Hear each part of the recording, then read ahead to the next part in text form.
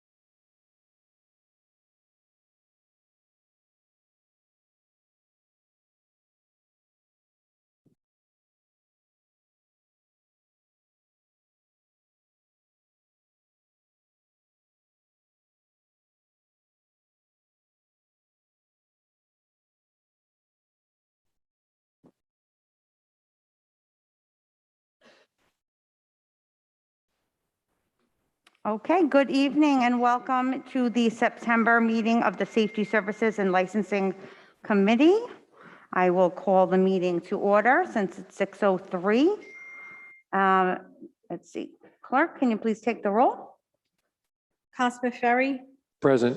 Councilwoman Vargas, Present. Councilwoman Jermaine, Present. Councilman Riley, Present. Councilwoman Mazzulli, Present. Council President Paplaskas. Here. Through the chair. Before we start, I'm not sure if she's on. We have a new business license clerk, Miranda Botello. She was going to be online Zooming. Just wanted to let the committee meet her and welcome on board. She's doing a great job. She's been on with us for about 3.5 weeks. All right, hi Miranda.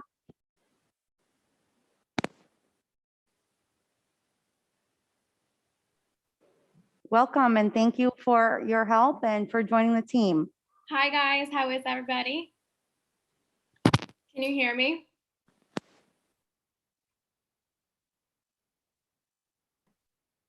And I will call for a motion to dispense with the reading of the minutes of the last meeting. So moved. Second. Clerk, please take the roll.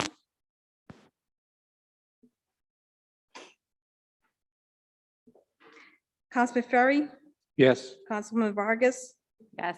Councilwoman Jermaine, Yes. Councilman Riley, Yes. Councilwoman Renzulli, Yes. Council President Paplaskas. Yes. Okay, thank you. So we'll move to the public hearing portion of our agenda. And we will start with an auto repair license from Auto Empire Sales and Service. Okay. I'll entertain a motion. Motion to approve. Second. Okay, is someone present from Auto Empire Auto and Service? Can you please state your name and address for the record?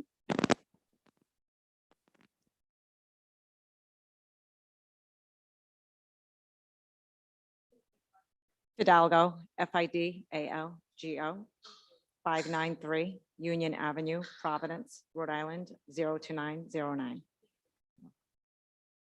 Okay, thank you for joining us, Ms. Fidalgo. I'll ask if there's any members of the public who are here to speak for or against this license.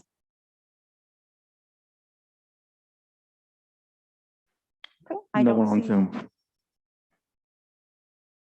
Thank you. I don't see anyone here to do so. So Ms. Fidalgo, will you just tell us a little bit about your business, and then I will allow questions from the committee.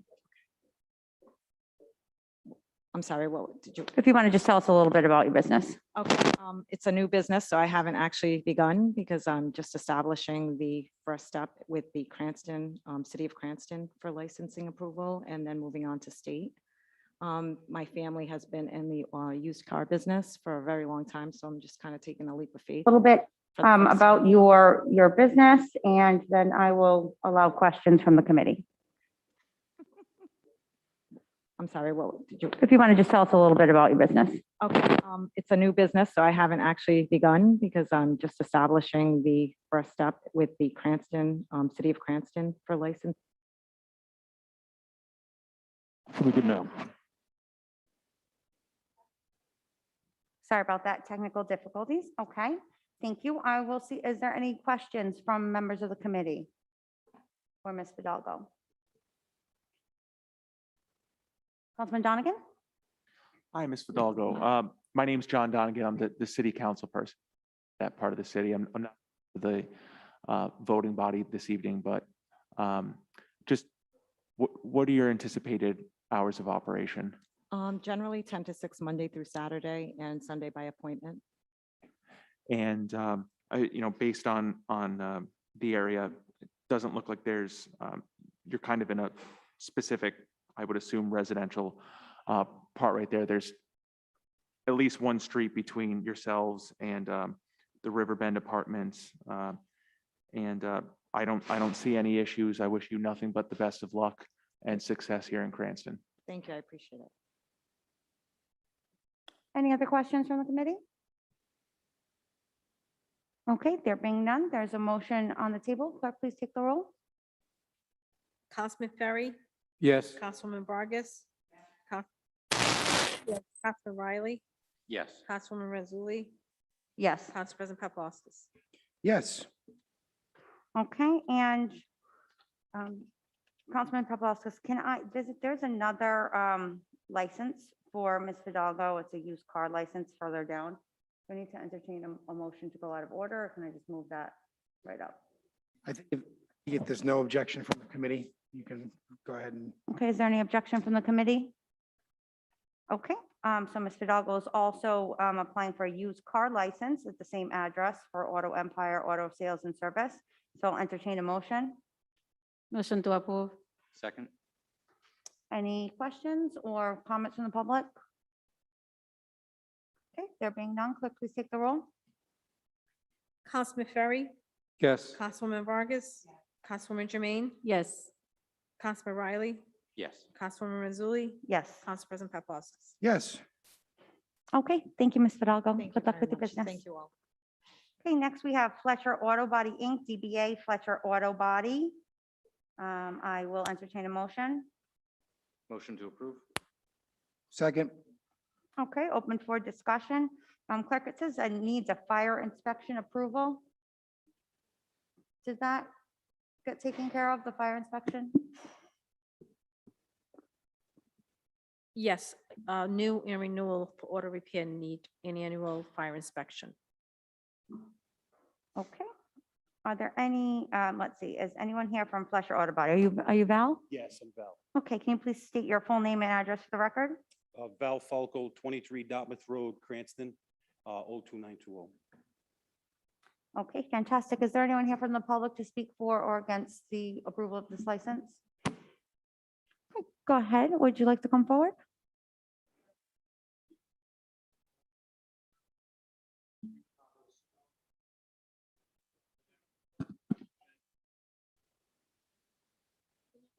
My name is Joel Licker. I'm speaking for the Condo Street Association.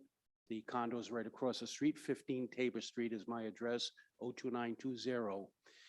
As you know, we live in a very difficult roadway. We are residential one side, commercial the other.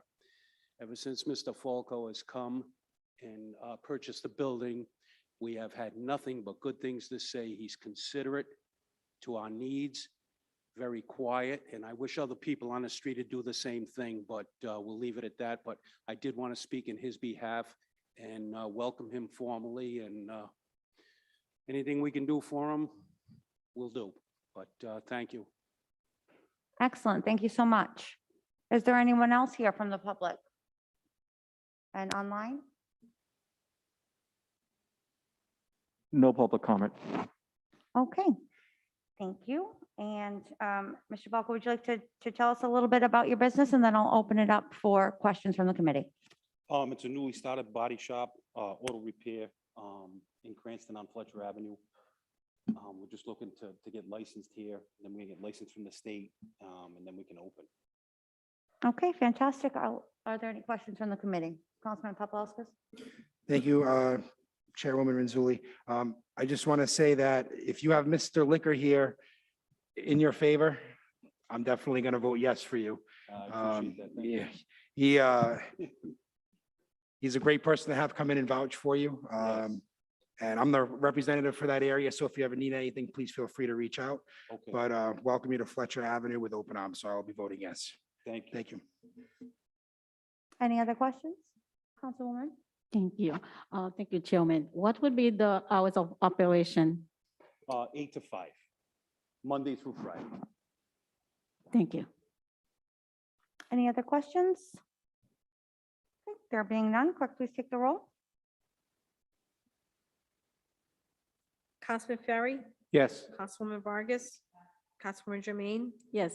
Councilman Riley, Yes. Councilwoman Renzulli, Yes. Council President Paplaskas. Yes.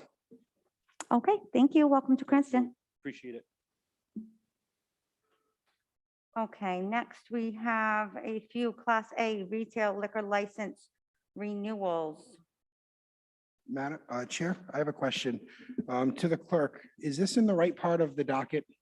Or should these renewals be in further down? The reason they're on the public hearing is because they're advertised.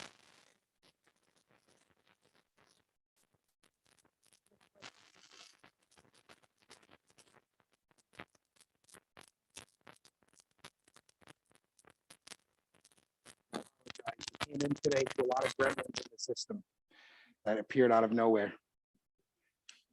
So any licenses that we advertise, whether it's liquor, used car, secondhand, they're under public hearings because But they were advertised, These Class A licenses are already operating? even though they're renewal. Even though they're renewals? Yes. Okay, so I guess my question through the chair to the solicitor, is it okay to do these as a block, or do we need to take them individually?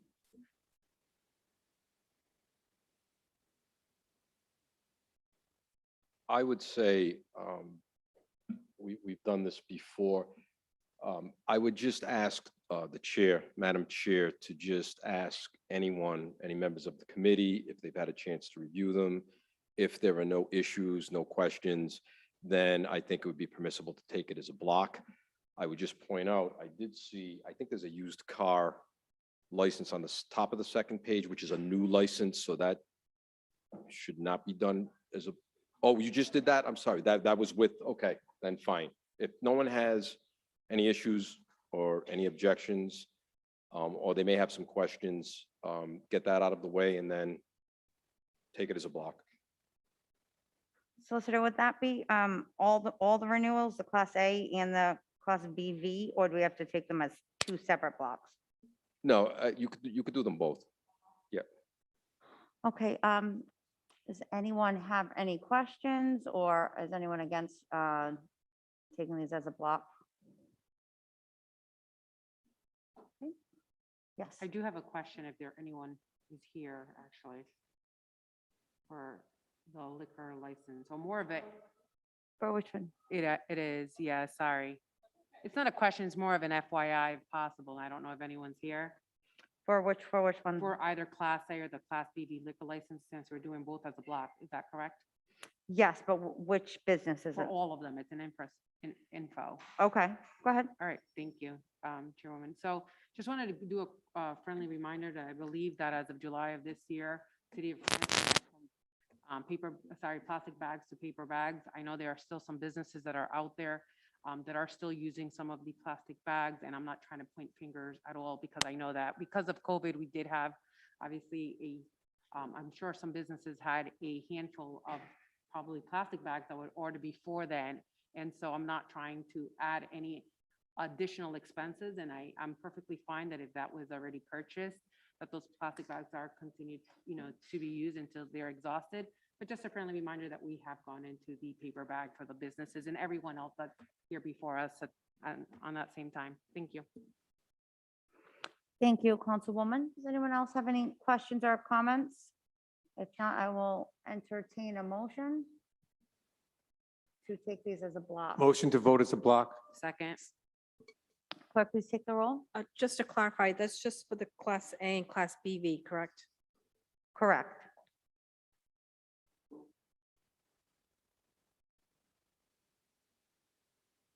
Councilman Ferry, Yes. Councilwoman Vargas, Yes. Councilwoman Jermaine, Yes. Councilman Riley, Yes. Councilwoman Renzulli, Yes. Council President Paplaskas. Yes, and I'll make a motion to approve the block Second. for Class A retail and Class BV liquor. Okay, that was seconded by Councilman Ferry. Please take the roll. Councilman Ferry, Yes. Councilwoman Vargas. Yes. Councilwoman Jermaine, Yes. Councilman Riley, Yes. Councilwoman Renzulli, Yes. Council President Paplaskas. Yes, Okay, thank you. All those will be approved as a block. Moving on to an extended hours license. This is for Joe's Quick Mart LLC. It's going from 5 a.m. to 1 a.m. Is there anyone here from Joe's Quick Mart? Good evening, Joe Bassi for the applicant, Joe's Quick Mart. Can I have your address for the record, please? Sure, my home address is 24 Nicholas Lane, that's in Warwick, Rhode Island. Thank you. Is there anyone here from the public to speak for or against the approval of this license? Anyone online?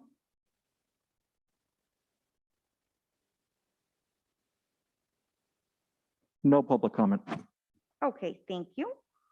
All right, so would you like to just let us, what's the reason that you're applying for this extended license? Sure, so my client operates Quick Marts throughout the country and partners with different gas stations to basically operate service stations and convenience stores, much like the Speedway, which is currently there now.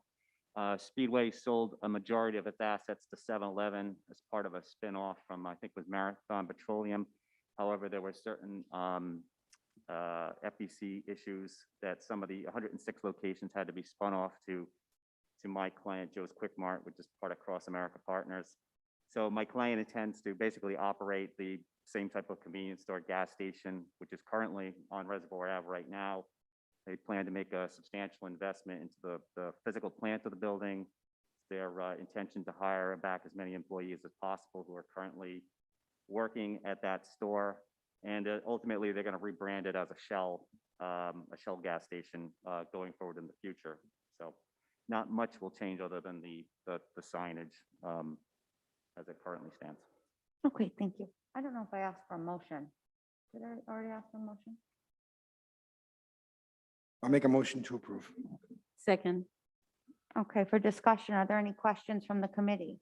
Councilman Paplaskas? I just have one question. Are these the hours that are currently there now?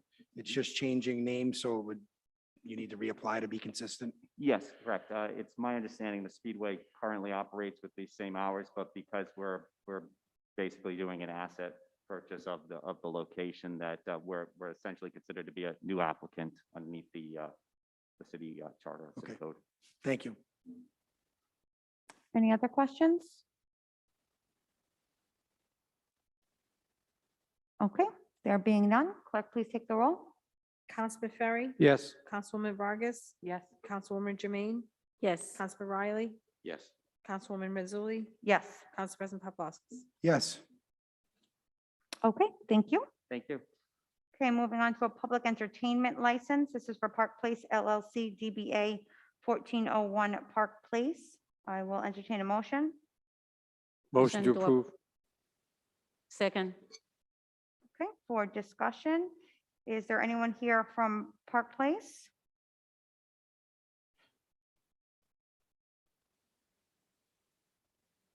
Is this the old Vesuvio's restaurant?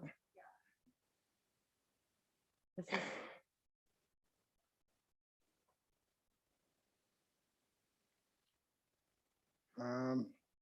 I think we might want to continue this if the applicant's not here. Is the applicant online? Seems to be no public comment online. I'll make a motion to continue this. I'll second that. All right, do we have to take the first ones off the table? I'll withdraw my, did I make a motion to approve? If I did, I'll withdraw it. Okay, so we have a motion and a second to continue this to next month. Clerk, if you could please send some correspondence to Jose Toledo about this. And please take the roll. Councilman Ferry, Yes. Councilwoman Vargas, Councilwoman Jermaine, Yes. Councilman Riley, Yes. Councilwoman Mazzulli, Yes, Council President Paplaskas. Yes. okay, thank you. And we're moving to a used car license, a new license for the Car Lot Inc. I will entertain a motion. Motion to approve. Second. Okay, for discussion, is someone here from Car Lot Inc.? Hi, can you please state your name and address for the record? Robert.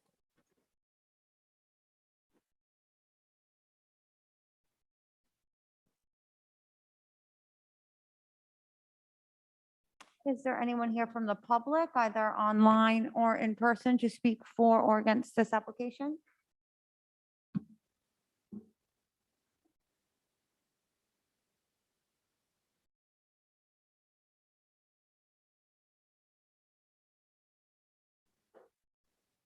Seems to be no public comment. Okay, Mr. Corsi, do you want to just take a minute and tell us a little bit about your business, and then I'll give the opportunity to ask questions from the committee? Okay, it's a pre-existing business. We've been on that street for 20 years.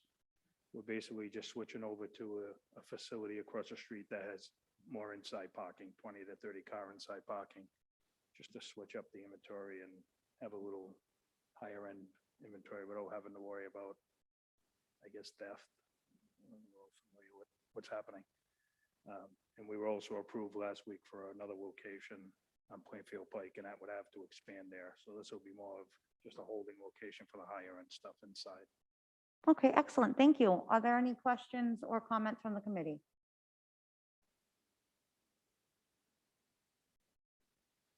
Okay, there being none, clerk, please take the roll. Councilman Ferry, Yes. Councilwoman Vargas, Yes. Councilwoman Jermaine, Yes. Councilman Riley, Yes. Councilwoman Mazzulli, Yes.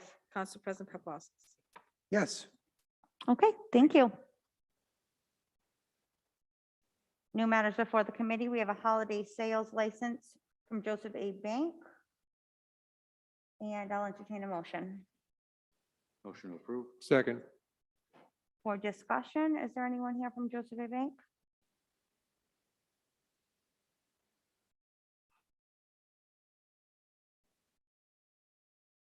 Line representing Joseph A. Bank? Seems to be no public comment. Okay, I think we have to continue that if someone would like to withdraw their motion, and I'll entertain a new motion. I'll withdraw my motion. I'll entertain a motion. Make a motion to continue. Second. Any discussion? Clerk, please take the roll. Councilman Ferry, Yes. Councilwoman Vargas, Yes. Councilwoman Jermaine, Yes. Councilman Riley, Yes. Councilwoman Mazzulli, Yes. Council President Paplaskas. Yes. Okay, thank you. Next, we have two mobile food establishment licenses. The first one is for Julius Ice Cream. I'll entertain a motion. Motion to approve. Second. Okay, for discussion, is someone here representing Julius Ice Cream?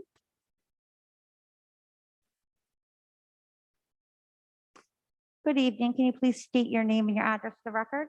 My name is Yerfrin Tavares. Yerfrin Tavares. YERFRIN TAVAREZ. 263 Webster Avenue, Providence, Rhode Island, 02909. Thank you. Is there anyone online or in person to speak for the public for or against this license? I see no public comment. Okay. Mr. Tavares, can you tell us a little bit about your business? Ice cream truck business. I've been operating in Providence for about 5 years now.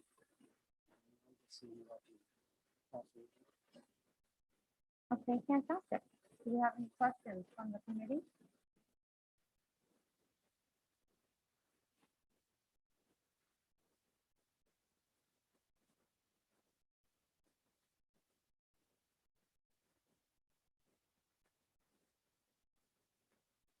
No questions. Okay, if there's no questions, I'll just ask the clerk to please take the roll. Councilman Ferry, Yes. Councilwoman Vargas, Yes. Councilwoman Jermaine, Yes. Councilman Riley, Yes. Councilwoman Mazzulli, Yes. Council President Paplaskas. Yes. Okay, thank you and good luck. Welcome to Cranston. Next, we have a mobile food establishment license for Cafe Modesto LLC. I'll entertain a motion. Second. For discussion, is there anyone here from Cafe Modesto? Good evening. Can you please give us your name and address for the record?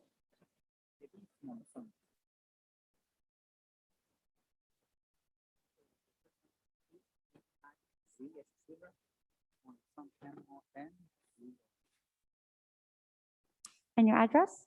231 Leyden Street, Providence, Rhode Island, 02909. Thank you. Is there anyone here from the public, online or in person, to speak for or against this application? There seems to be no public comment.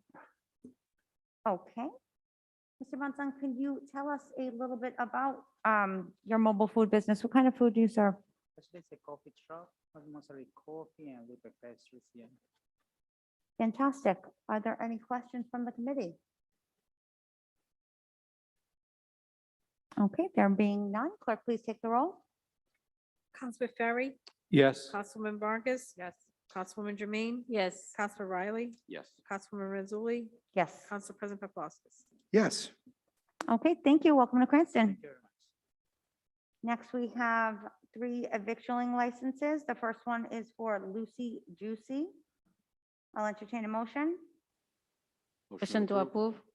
Second. For discussion, is there someone here for Lucy Juicy? Hi, how are you? Good, how are you? Good. Can you please give us your name and address for the record? Yes, it's Shauna Dietz, and my address is 31 Tucker Avenue, Cranston, Rhode Island, 02905. Dietz.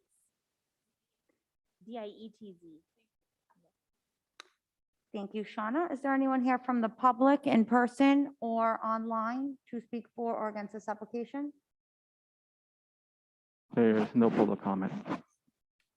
Okay.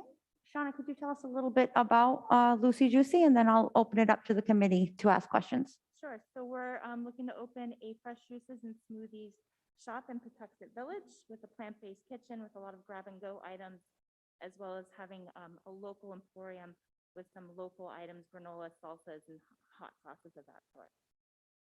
Fantastic. Are there any questions or comments from the committee? Councilwoman Vargas? Thank you, Chairwoman. Shauna, I just had a quick question for you. 2180, is that where the yoga studio is on the second floor? Correct. So you'll be occupying the first floor? Yes. Okay, great. So I am the councilwoman of that particular ward. And hopefully we get approved this evening. Please give me a shout if you shall need anything, or I'm assuming obviously to any of my colleagues as well. And good luck. Thank you. Thank you. Any other questions from the committee? Yes, go I'm ahead. sorry, I do have one more. If you can give me your hours, if you don't mind, I'm sorry about that. Sure. Monday and Tuesday, we're going to be closed to start, but we're going to be open from Tuesday through Saturday from 8 a.m. to 4 p.m. and on Sunday from 9 to 2. Okay, thank you. Any other questions? There being none, clerk, please take the roll. Councilman Ferry, Yes. Councilwoman Vargas, Yes. Councilwoman Jermaine. Yes. Councilman Riley, Yes. Councilwoman Mazzulli, Yes. Council President Paplaskas. Yes. Okay, thank you. Welcome to Cranston, Shauna. Thank you. Next, we have a victualling license for PB&J Cranston. I'll entertain a motion Motion approved. Second. for discussion.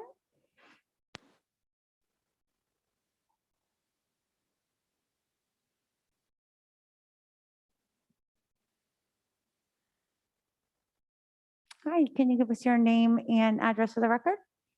Patty Bacon, 58 Hawthorne Avenue, Cranston, Rhode Island, 02910. Bill Landry, 58 Rivulet Street in Woonsocket, Rhode Island.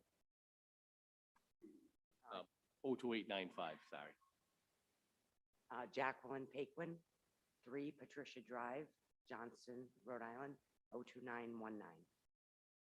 And are you three all the owners? Yes. Yes. I'm Patty. I'm Billy. And I'm Jackie. All We right. have PB&Js. Oh, fantastic. I love that.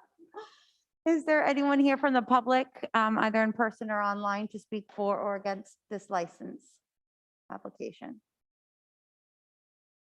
No public comment. Okay, I'll ask that, before I open it up for questions from the committee, could you tell us a little bit about your business? Yep, we're a family-run business. We actually have a location in Warwick that we opened up a year ago. 2 years ago. 2 years ago, sorry, September 11th. And COVID and this opportunity came up with Eddie's Diner, and They won't let me talk because I talk way too much. Thank you. Are there any questions from the committee? Councilman Donegan?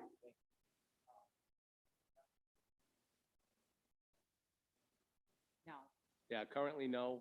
They're open, they're closed Monday and Tuesdays.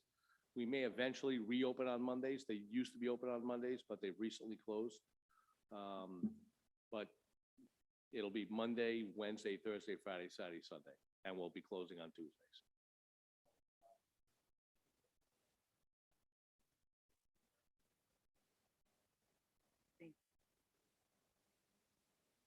Thank you very much. Thank you very much.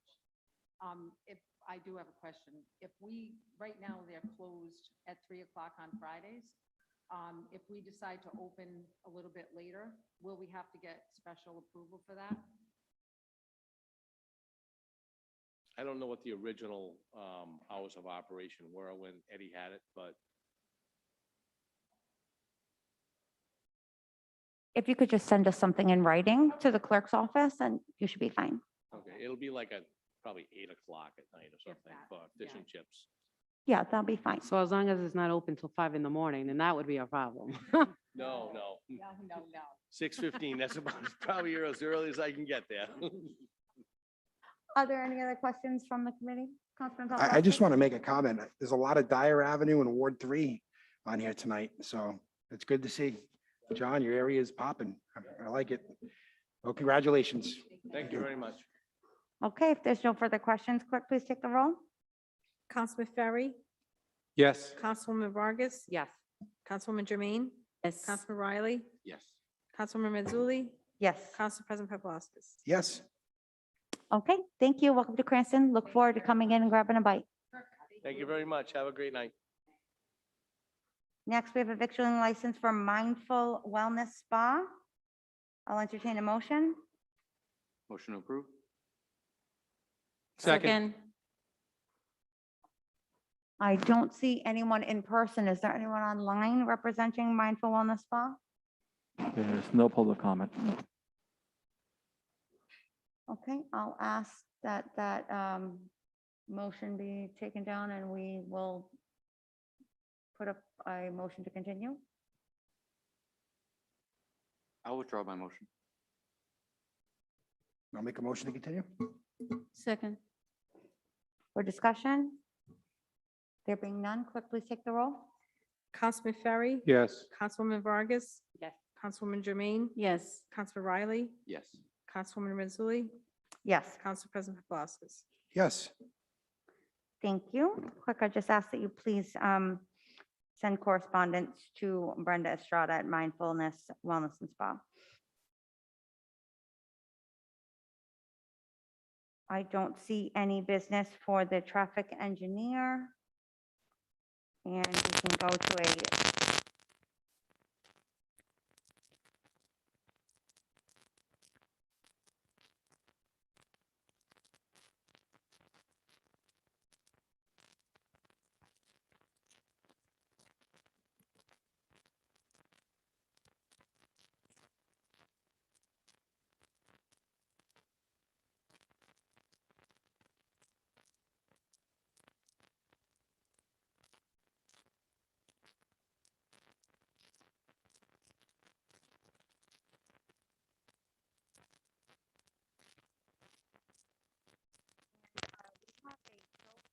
on the docket for Automart Inc., DBA Automart.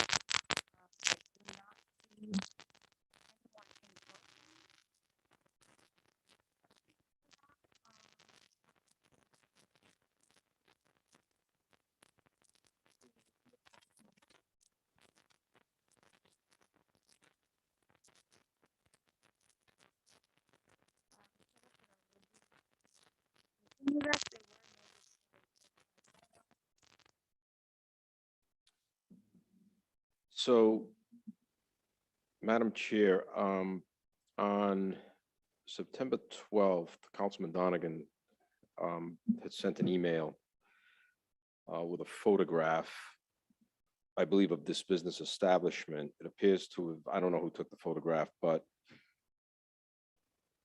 it depicts the location with, it's not a great picture, but it shows some vehicles that are present on that lot. You can also see inside one of the garages, and it appears that there is a, it looks like some type of sports vehicle that is being worked on. The committee might recall, well, when we had this on last time, that the two gentlemen had testified that they were not operating a vehicle repair business, that in fact they were working on their own vehicles. That's my recollection. So we had continued it to this month, basically just to do some more research. And I have not heard anything at all from anyone from code enforcement.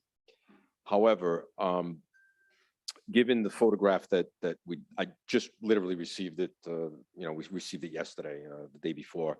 I think since they didn't show up anyway, why don't we continue this to next month? It'll give me another month to do some more investigation. I'll send this photograph down to code enforcement, have them go out, take a look. Because frankly, from what I heard last time, I didn't think there was a basis for the city to move on that because there was nothing to contradict what they said. Now, if things have changed, I don't know. So maybe we should have code enforcement take a look, but since they're not here, it works out anyway. Let's give them notice to appear next time, and hopefully I'll have more information and we'll see if they show up next time. Okay, thank you. I'll entertain a motion. Motion to continue. Second. For discussion? There being none, clerk, please take the roll. Councilman Ferry, Yes. Councilwoman Vargas, Yes. Councilwoman Jermaine, Yes. Councilman Riley, Yes. Councilwoman Mazzulli, Yes. Council President Paplaskas. Yes. Okay, thank you. I see no no discussion or reports from the or the fire department. So moving to license renewals before the committee. We have several. And thus I would entertain a motion. Hopefully someone wants to take this as a block unless someone has comment prior to that.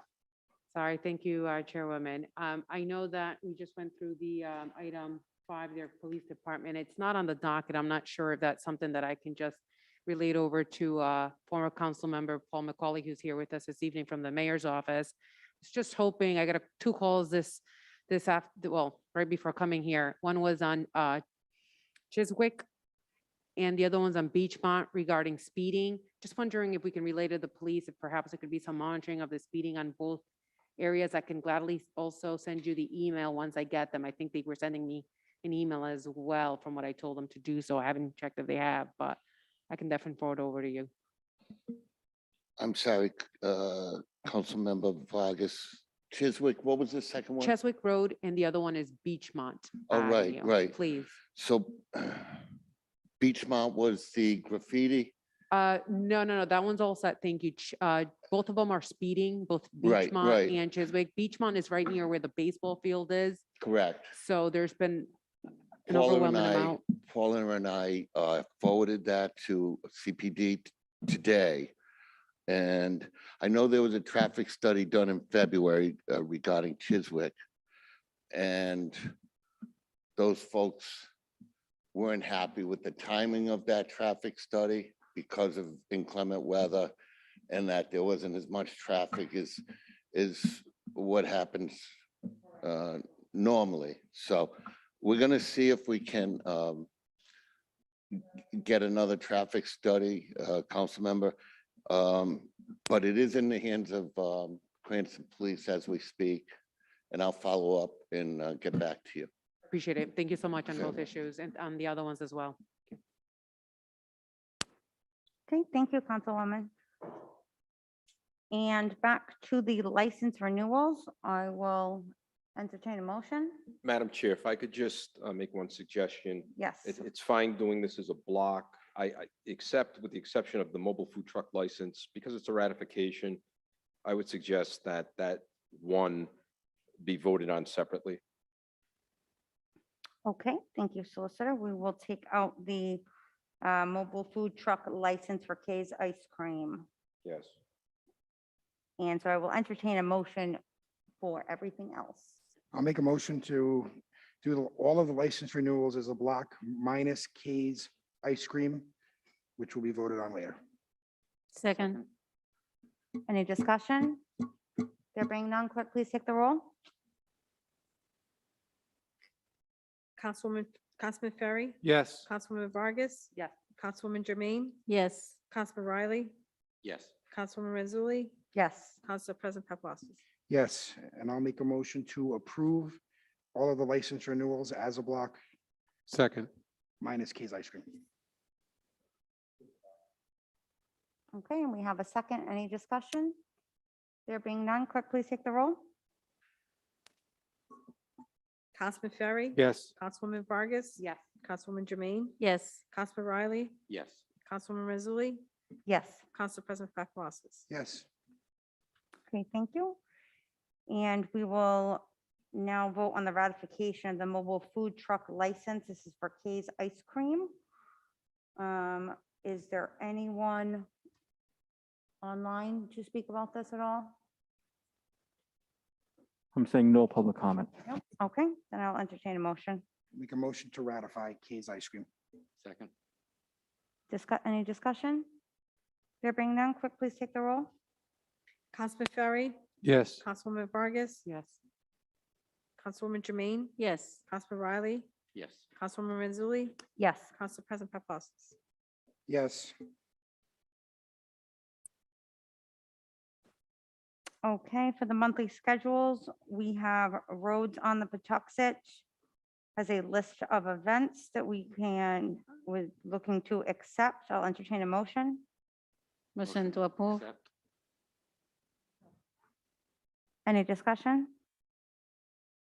There being none, clerk, please take the roll. Councilman Ferry, Yes. Councilwoman Vargas. Yes. Councilwoman Jermaine, Councilman Riley, Yes. Councilwoman Renzulli, Yes. Council President Paplaskas. Yes. Okay, I see no schedule for Cranston Stadium, nothing miscellaneous, no presentation, so I'll entertain a motion to adjourn. Motion to moved. adjourn. Second. Clerk, please take the roll.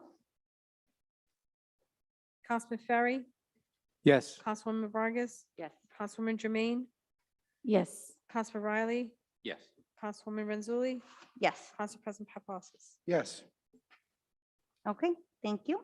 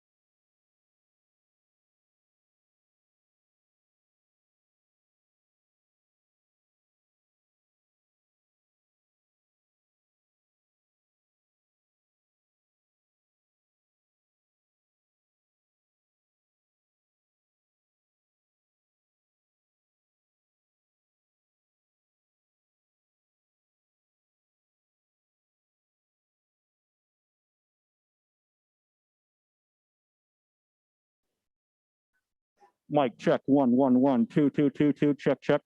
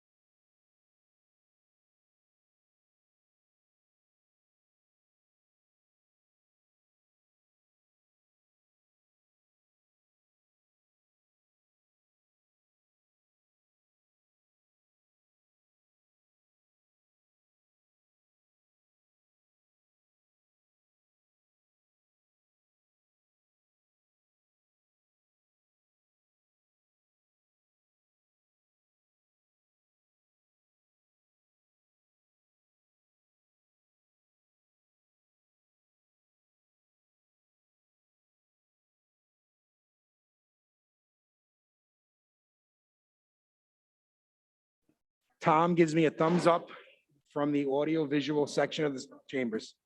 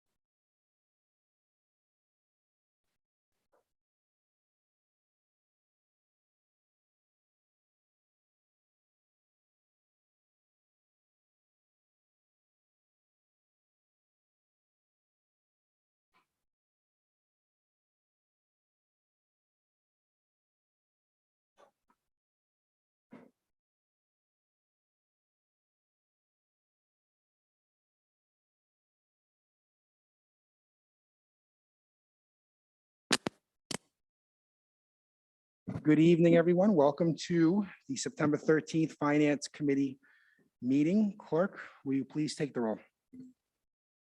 Councilwoman Marino? Present. Councilwoman Renzulli? Present. Councilman Donegan? Councilman Riley? Councilman Ferry? Present. Council President Paplaskas? Present. Thank you, everybody. If you notice, the camera angle is a little different. We're having some technical difficulties this evening, so For the remainder of the meetings tonight, we're going to be using that one camera angle until we sort out the gremlins that have appeared. Okay, let me look at this docket. Moving on, I will entertain a motion to approve the minutes of the last meeting. Motion to approve the minutes of the last meeting. Any discussion? Madam Chair, please note that Councilman Riley is here, and please take the roll.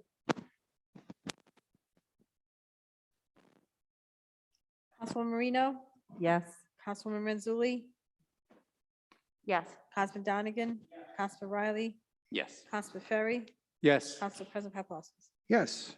Okay, first matter under committee business carried over, we have a municipal court update requested by Councilwoman Vargas. This goes back to a few months ago when we were talking about catching up on past tickets and getting some work pushed through. I don't see anyone here from the court. Not sure if the finance director wants to give us an update or if we should just continue this to next month.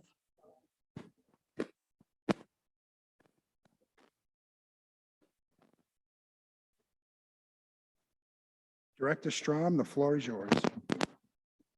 Thank you, Council President.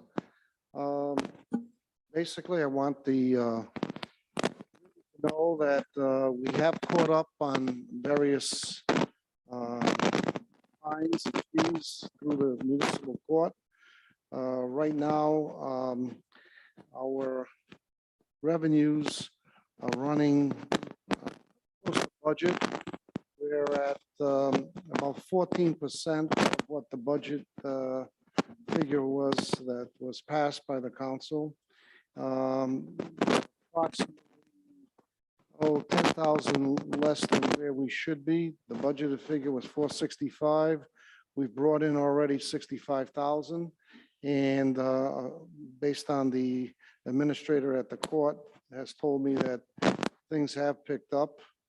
We have, just to let the committee know, that we have two full people at the court, full-timers, and we have one part-timer, and we're looking for a second part-timer. So that's where it stands now. On the expense side, even though we're a little short on the revenue side, the expense side, we're on the budget as well by about $10,000. So pretty much, if you look at revenues to expenditures, we're at, as I mentioned before, we're at 64, almost 65,000 in revenues for the first 2 months, and we're at 55,000 in expenses. So we have kept the expenses down in relation to what the revenues are, but we do expect that the revenues will be picking up as the year progresses. Thank you, Director. Any questions?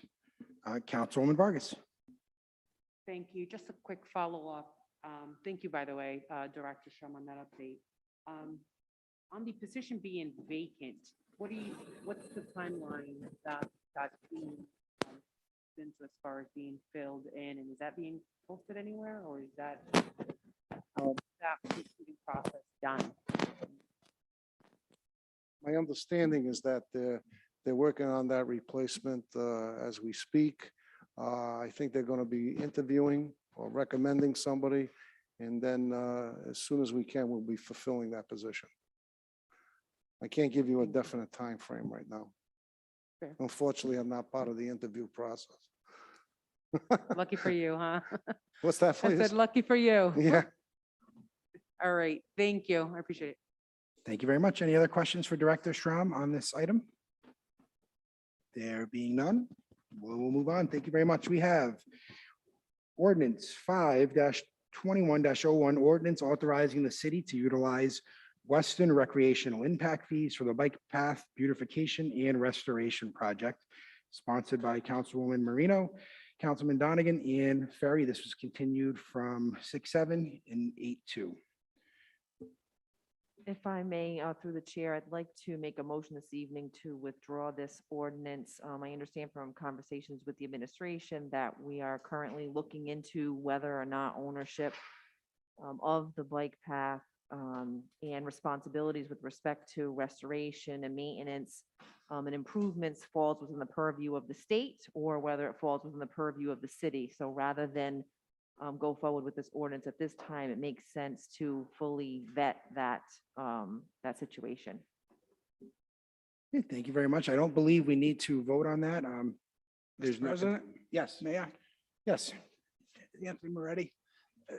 Correct, Councilwoman. I had even a call in today, last week. Haven't heard back from the gentleman from DOT, but supposedly we're getting a hold of the correct person about this to see if we can get a meeting together with the gentleman from DOT. So I just want to confirm it. That's the latest, but I didn't hear back today. Excellent. Thank you, Director. Any objections to it being withdrawn? There being none.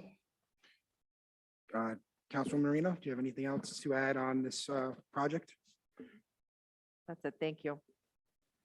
Okay, thank you very much. Moving on to public hearings and/or new matters before the committee. Is there anybody here from the public to speak on any of the items on the finance agenda this evening?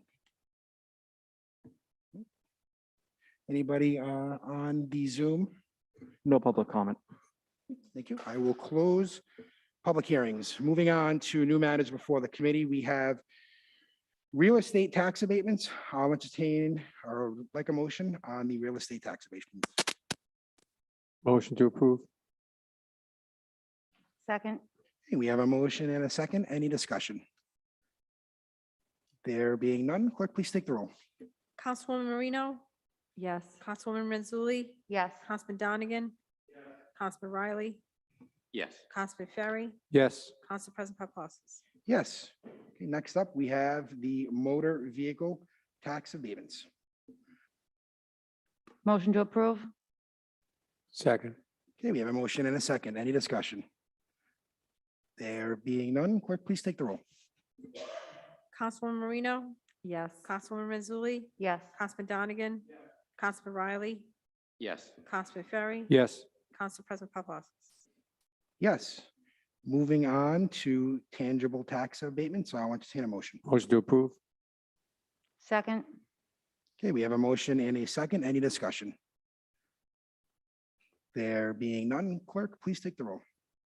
Councilwoman Marino, Yes. Councilwoman Mazzulli, yes. Councilman Donegan, Councilman Riley, Yes. Councilman Ferry, Yes. Council President Paplaskas. Yes. Moving on, we have tax interest waiver approvals. Motion to approve. Second. Okay, we have a motion and a second. Any discussion? There being none, clerk, please take the roll.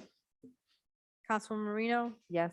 Councilwoman Mazzulli, Yes. Councilman Donegan, Councilman Riley, Yes. Councilman Ferry. Yes. Council President Paplaskas. Yes, thank you, everyone. Moving on under new matters before the committee, we have an update from Lisa Andoja, our city council grant writer. She has reached out to me and was unavailable for this evening, but she's looking forward to attending the full council meeting at the end of the month. So I would like a motion, please, to forward this agenda item to the full council. Motion to move the agenda item. Second, Okay, any discussion? I'm sorry, through the chair, could you repeat that? I missed it. Sure. Okay. Yep, it's just a motion to move this agenda item to the full council. Any discussion? There being none, clerk, please take the roll. Councilwoman Marino, Yes. Councilwoman Mazzulli, yes. Councilman Donegan, Councilman Riley, Yes. Councilman Ferry. Yes. Council President Paplaskas. Yes, okay. Last item on the agenda this evening for the Finance Committee, a status of available funds for open space acquisition. This item was sponsored by Councilwoman Marino to the administration.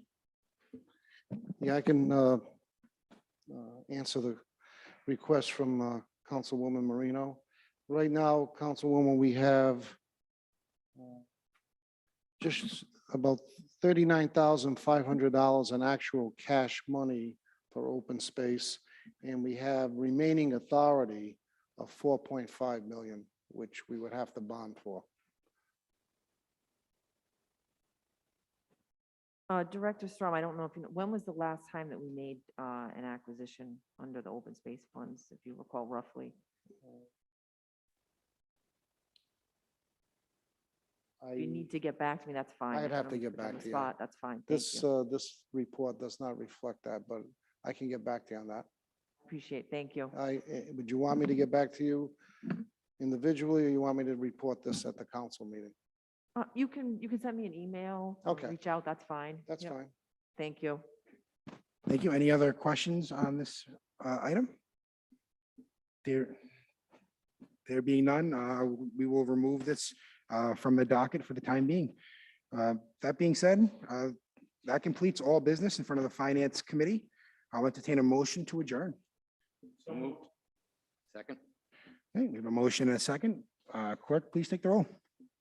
Councilman Marino, Yes. Councilman Mazzulli, Yes. Councilman Donegan, Councilman Riley, Yes. Councilman Ferry, Yes. Council President Paplaskas.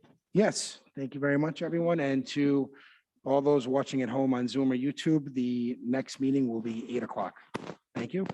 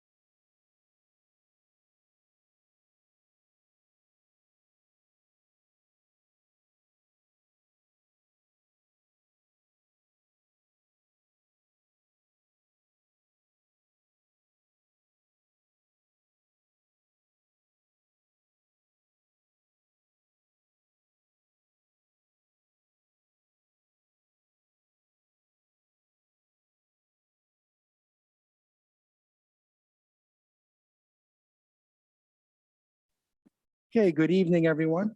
I would like to call the special city council meeting on September 13th to order. Clerk, will you please take the roll? Present. Councilman Ferry, Present. Councilwoman Mazzulli, Present. Councilwoman Vargas, Present. Councilwoman Jermaine, Present. Councilman Donegan, Present. Councilman Riley, Present. Council President Paplaskas. Present. Good evening, everyone. Welcome to council chambers and those watching on YouTube and on Zoom. If you notice, the format's a little different this evening. We've been having some technical gremlins, so we're limited to one camera, and we'll make the best that we can with what we have. We have one agenda item this evening. It is a discussion with the police department regarding the license plate camera program. This meeting is called in accordance with section 3.07 of the Home Rule Charter and section 2.04.060 of the city code. Before we get going, I just want to go over the format for the meeting this evening. When we start, we're going to have the police department come up, give us a presentation on the pilot camera program. At that point, we'll open it up to public comment. We'll need your name and address on the record. We'll do public comment in the room first. Then we will do on Zoom. Try to limit your comment to 2 minutes if possible. That way we give everybody an opportunity to speak. Then we'll have question and comments from any of the council members, and we'll close with the police department at the end of the evening. So just before we get going here, just want to thank Colonel Winquist, Mayor Hopkins. I see former Mayor Fung and Rep. Bob Ranfettin here as well. Thank you all for being here this evening. This meeting is just to go over the pilot program. It's not a defund the police meeting or anything along those lines. It's strictly question and answers on the program that has been implemented. I know a lot of us saw it on the news for the first time, and some council members have questions, and that's why we're here this evening. That being said, I will open it up to Colonel Winquist and the majors for their presentation. Thank you both and all for being here. Thank you and good evening. Thank you for the opportunity tonight to talk about the Flock Safety License Plate Reader Program. Over the last few weeks, there's been a lot of misinformation that's been put out there through the media, through the ACLU and some other organizations. And I'm here tonight, hopefully, to provide you some factual information so you can make your own judgment about the program, which has been in a short existence over the last few weeks.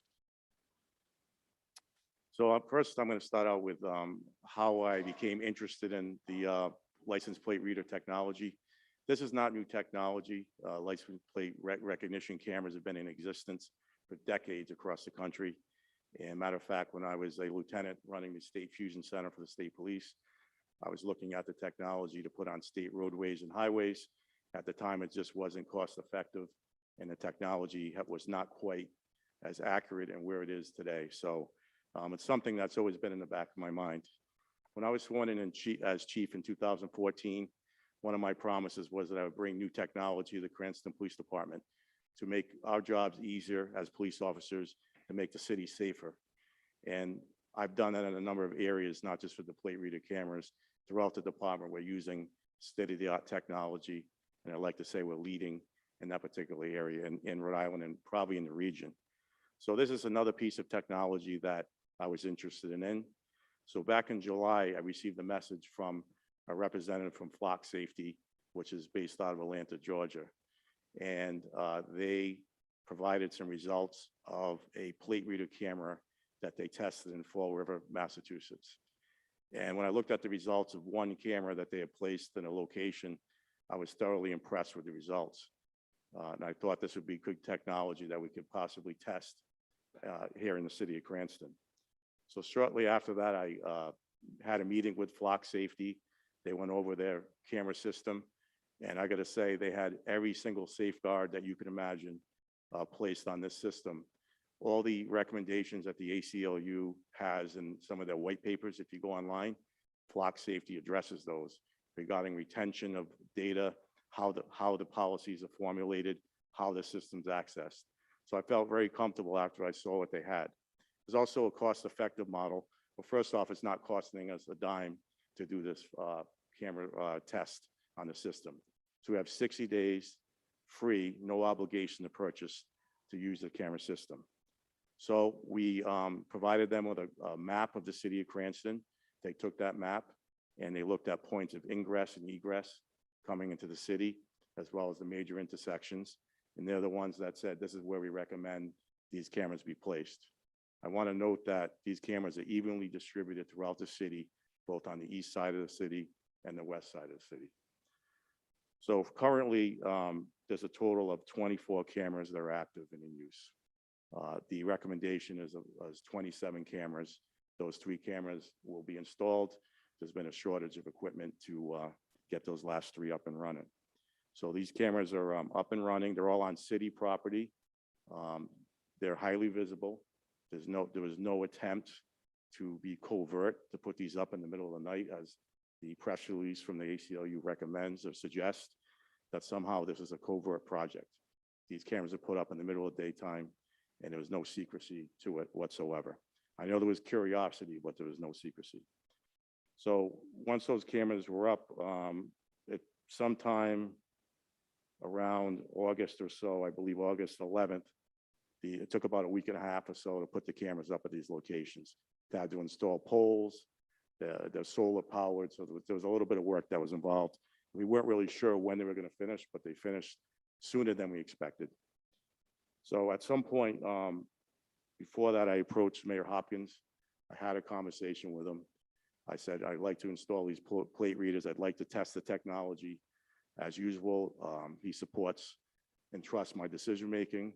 I went through the whole process. I explained to him the safeguards. He had some questions about it. I explained it to him, and he said, go ahead and do it. However you feel that you want to roll this out, it's up to you. And he does trust me. I've been here 7 years, and he has no reason not to trust me. So after we had that conversation, sometime around, so August 11th, the cameras are up. I want to make a point to let you know, none of those cameras were being monitored or accessed on that date. August 18th, we had a press conference, and that is, I found out that Woonsocket Police Department and Pawtucket Police Department were also in the process of testing this technology. So we thought it would be prudent to introduce this technology together jointly at a press conference that took place at the Cranston Police Department. This press conference was attended by multiple media agencies, and the mayor did attend to support, but he basically said, this is your initiative, go ahead and do what you need to do. So he was there, but again, he supported me, and he left it up to me to decide on how to communicate this plan to the citizens. So immediately after the press conference, I thought was pretty thorough. You have the press release in your packet that you were given. There's a lot of information in that packet, and there was links to a transparency portal that was immediately put up that day. So any citizen that had questions about the cameras could go online. They could see how many plates were being captured, how the system worked essentially. And so that was up on the 18th. And I believe the mayor's communication director, Steve Piver, had also sent that press release to everyone here on the council. We did not actually start monitoring the system till August 23rd. And that is because we have policies that were put in place that are very restrictive, by the way, how this system can be used, who has access to the search features and other aspects of the system. So by the time we could have everybody sign off on the policy and complete the training, that was on August 23rd.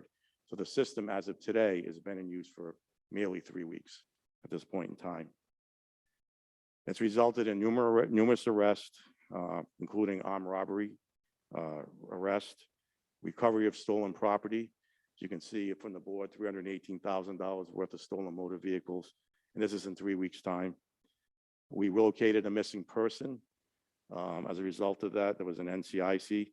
We located a person who was suicidal, who claimed he was going to take his life. We entered his plate into the system, and within an hour, we were able to locate him and get him evaluated. And God knows if we couldn't locate him in that period of time, we don't know what would have happened. We also located individuals wanted for domestic assault, where we know that a lot of times the abusers go back to the location to commit other crimes. We're able to quickly apprehend that person. So the system has been very impressive in a short period of time. It's actually exceeded my expectations. I never thought that the system would be this effective so quickly. And there's a lot of officers here today, which I appreciate them being here. This is the tool that they've embraced. It's made their jobs easier. It's made them more effective, and they've enjoyed being able to apprehend people before they commit crimes.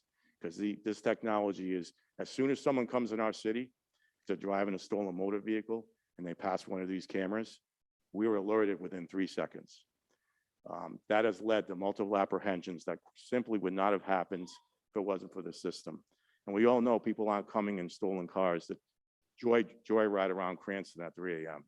They're here to commit other crimes. We've had a spate of stolen motor vehicles, cars broken into. You've all called, with those concerns. And this system actually is recovering vehicles within hours after they're stolen, or preventing them, stopping them before they can commit a crime. I'll give you an example. Over the weekend, this is how quick and fast these arrests are happening. We had the board up there. I think there was 18 or 19 arrests on Friday when we printed the board. We had to tape it over because we had 4 more arrests over the weekend. And one of them was a stolen car that came into the Walmart shopping plaza. And it went in. We sat in the motor vehicle for a period of time. 3 people entered the store. They were successful in stealing $1,200 worth of merchandise. When they came out, we were waiting for them. A quick foot pursuit took place. 2 people were apprehended right away, and a third was apprehended shortly thereafter. If it wasn't for those cameras, that crime might have gone unsolved. So again, this is it's very fluid. It's happening on a daily basis, and I know that this camera system is going to really make a difference in bringing crime down in Cranston, not only preventing crime, but solving crime. So facts about the system. When you drive by one of these cameras, it takes a still shot, not a video, a still shot of the rear of the vehicle with a focus on the license plate. Yes, it does capture distinctive marks of a vehicle. If you have bumper stickers and things like that, it does capture that. It captures the rear of the plate. That information is transported to the cloud where it's encrypted. And the only people that have access to that information is members of the Cranston Police Department. And only a limited number of people in the Cranston Department can search that data based on the need to know and the right to know to access that information. I will tell you that the information is not shared. It's not shared outside the Cranston Police Department. It's not resold. Even Flock Safety does not have access to the plates that are stored in the cloud. So when a car goes by one of these cameras, it takes a snapshot and it immediately does a cross comparison to National Crime Intelligence Center, which is run by the FBI.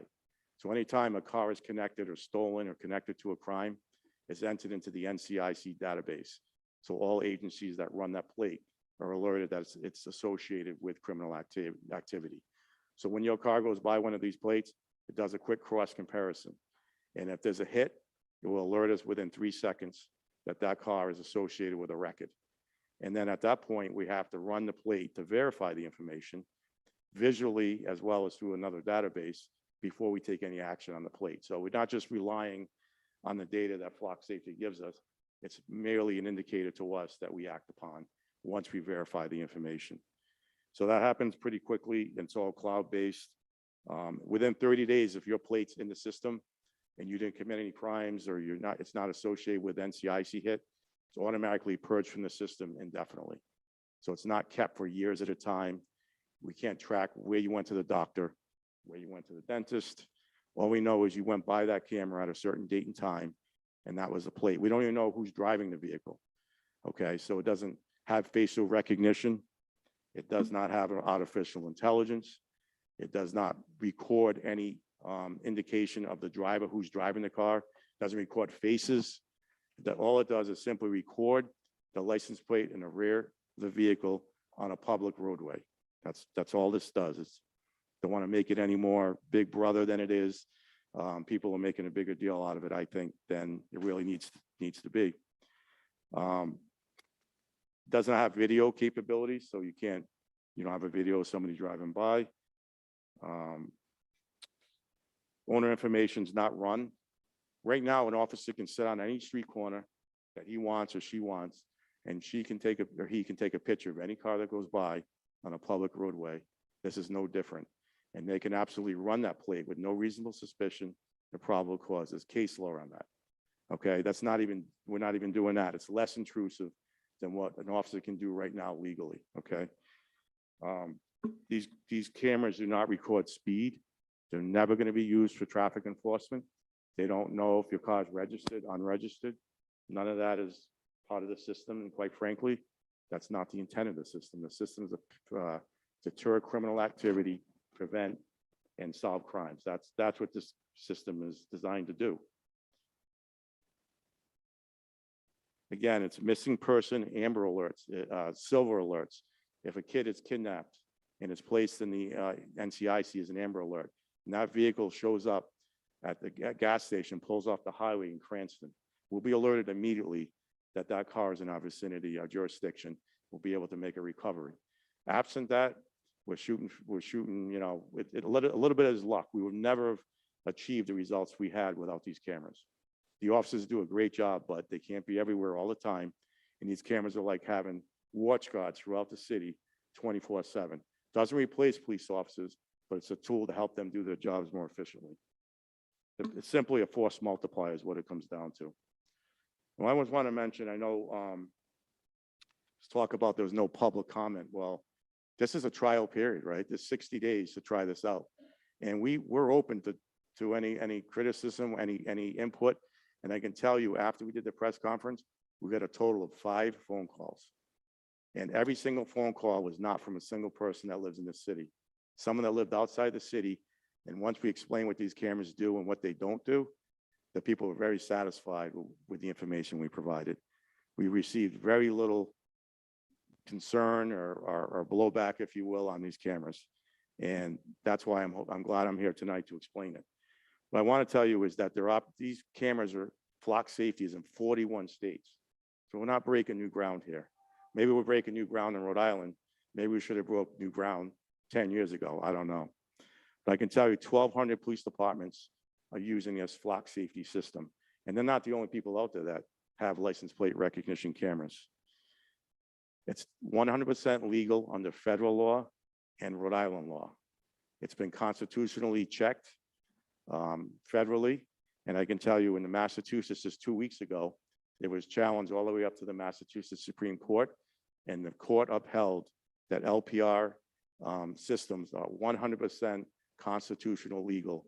And it's not an invasion of privacy to take a picture of a plate of a car on a public roadway. It's simple as that. So that we're not crossing the line. We're not doing anything illegal.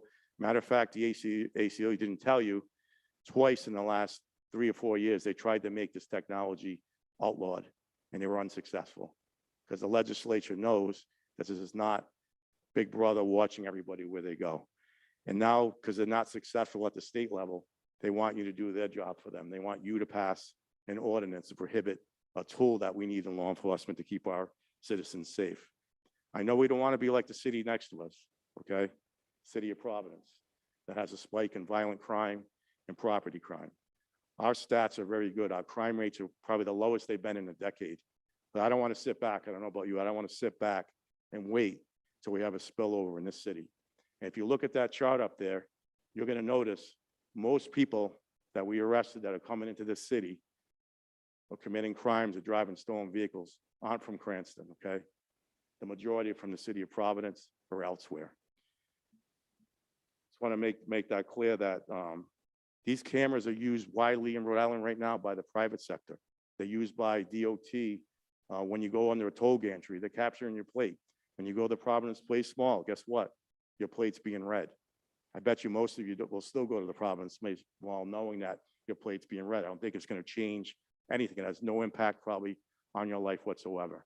You go to the airport, you go into a parking garage, your plate's being captured on an LPR.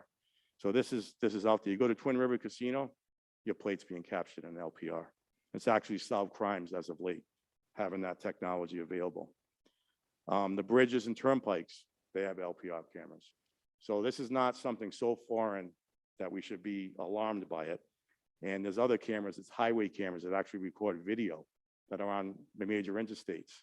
So again, we're not breaking new ground here. We're just embracing technology that's been in existence for a long time.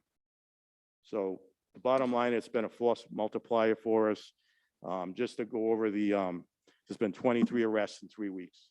And you can tell by the board behind you and you have it in your packet. I want to point out that 14 of the people that we arrested, and actually this isn't really up to date because there was 3 more arrests, have prior criminal histories. These are people with felony records coming into this city to victimize people that live in this city, okay? So we were able to infiltrate and stop them before that. And I don't know if tonight there's 2 people, I believe, that might be here that were victims of an armed robbery, a carjacking right on a side street here in the city of Cranston. And if it wasn't for those cameras, there's a good chance that they would have continued their spree, and they committed armed robberies in Connecticut, Massachusetts, and Rhode Island. These are violent individuals that, thanks to the LPR cameras, we're able to quickly apprehend and track them with the assistance of the Warwick Police Department. So I don't think anybody can argue with an apprehension such as that. And I can promise you as a chief of police that this system will be used responsibly. Okay, there's checks and balances. Anytime the system is checked, it leaves a permanent digital footprint of who checked what in the system, okay? And we are going to do routine audits to make sure that the system is being used properly. Every single detective that can search that system has to include a criminal case number that they're working on. So they can't randomly go in to see what their friend's doing or their neighbor's doing. And I'll be honest with you, they have access to way more sensitive systems than this LPR system. We trust them. They carry guns. They're sworn to protect and serve, and you have to trust them at some point. And this is really, like I said, these are pictures of license plates that are on a public roadway. Well, that completes my presentation. I think the results speak for themselves. We have several more weeks of the trial period. Actually, the trial period hasn't started yet because it doesn't start until the last camera is installed. So we're not paying anything for the system. I think the cost is $1,200 per camera per year, which I believe is 100% reasonable given the results that we see. I've been in contact with some of the insurance companies, and they're very interested in maybe funding some of this technology because obviously when we're recovering their vehicles that they get claims on within 30 days, they don't have to pay a claim, and that saves them money. So we're recovering property that they usually pay out on. A lot, so they're definitely interested in maybe, helping us out with that. There's other monies out there. There's grant money that we're pursuing that could be used. But at the end of the day, 3 weeks in, I'm highly impressed with what I see.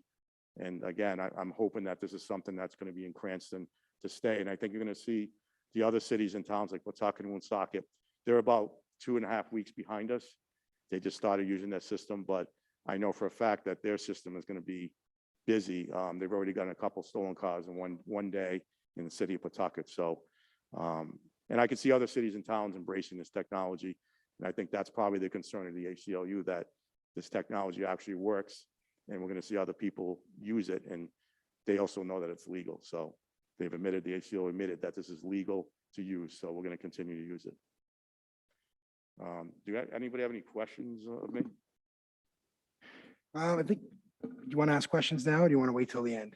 If you have a question, if you have some questions now, we can ask, but we can hold them to the end too. Councilmember Donegan?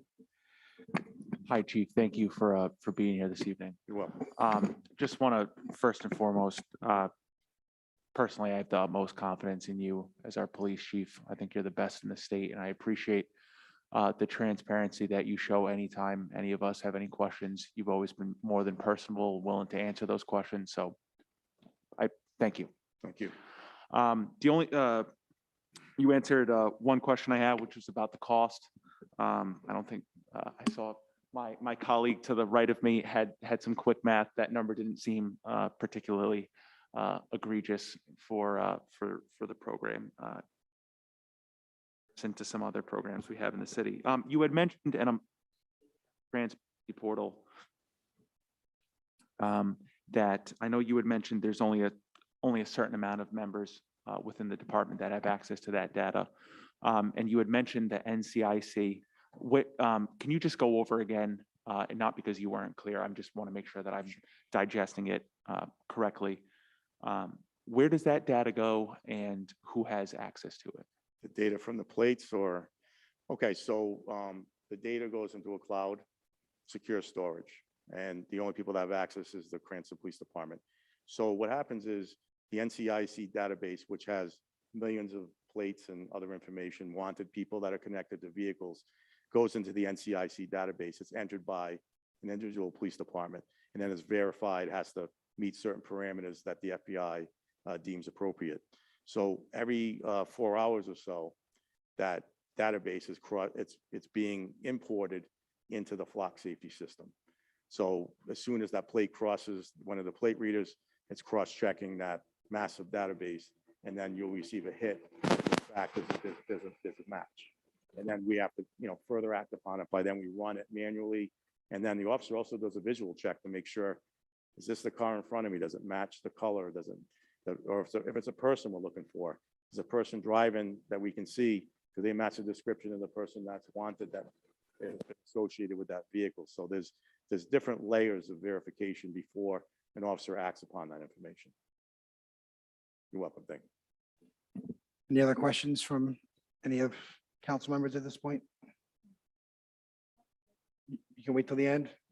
Okay, we're going to take public comment now. Chief, thank you so much for your presentation. Extremely thorough, answered probably all the questions that any of us would have had.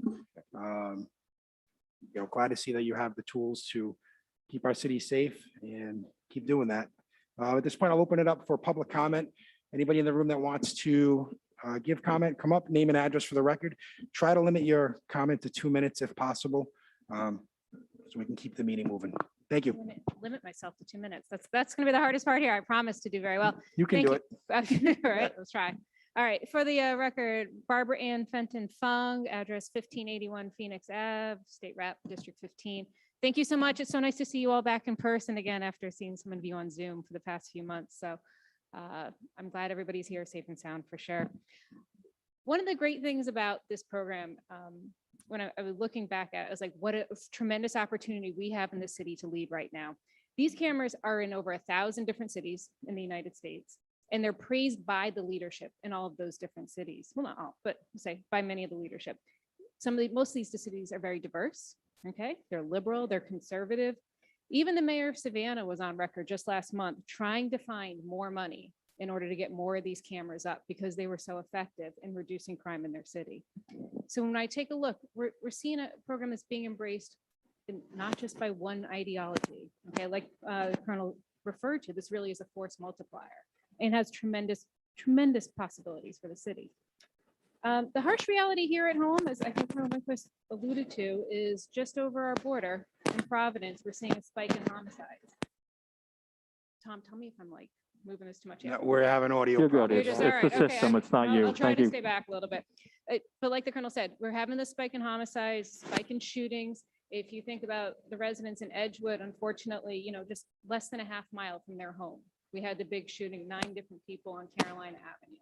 Okay, so we know that it's very easy to run quarter mile, half a mile down the road, and there can be spillover. So we owe it to our residents on the borders, whether it be Providence, whether it be Warwick, whether it be Situate, as the Colonel alluded to, these cameras are all over the city. When we think about our silver alerts, this is something that affects us where I work at the hospital a lot. We have our grandparents with dementia, okay, and all of a sudden we can't find them again, all right? Where are they driving off to? It is much easier when we use these cameras to make sure they return home safe and sound, okay? It's hard to cover an entire city where there's 300 miles of road. I think about our Amber Alerts, where, if it was your niece or your nephew who was abducted, how grateful you would be for this technology if it returned them home even 10 minutes faster and led to, making sure they were in your living room that night, okay, safe and sound. Regarding the placement, I know that was talked about in the public sphere. I see them in Ward 4. I see them in Ward 6. I see them all over town. As the Colonel had explained to me personally, they were chosen by experts, okay, who do this sort of thing in these different cities with some sensitivity to racial disparities and make sure that we're not targeting certain groups. And I think that's important. When we have the experts doing their job here, we should let them do their job. I was out of town when this story broke in this public sphere, when Parker Story and NBC 10 hit the airwaves. And it was interesting. I was at a different conference on leadership styles. And the first thing that came to my mind was, wow, this has got the potential for Cranston to be such an innovative and smart city, like what we're looking at, the smart cities of the future. The Colonel and his team showed strong, proactive initiative to complement our already very strong community policing outfit. This is not a one-stop shop here. Leadership involves seeing what we need 1 to 3 years in the future and not just trying to put out the fires of today. I think that's what makes Cranston a little bit different than some of the other cities in the state. This Cranston Cranston Police Department has done this with this initiative, and they have my unequivocal and full support on this now and in the future. Thank you. Thank you, Rep. Fenton Fung. Anybody else want to come up?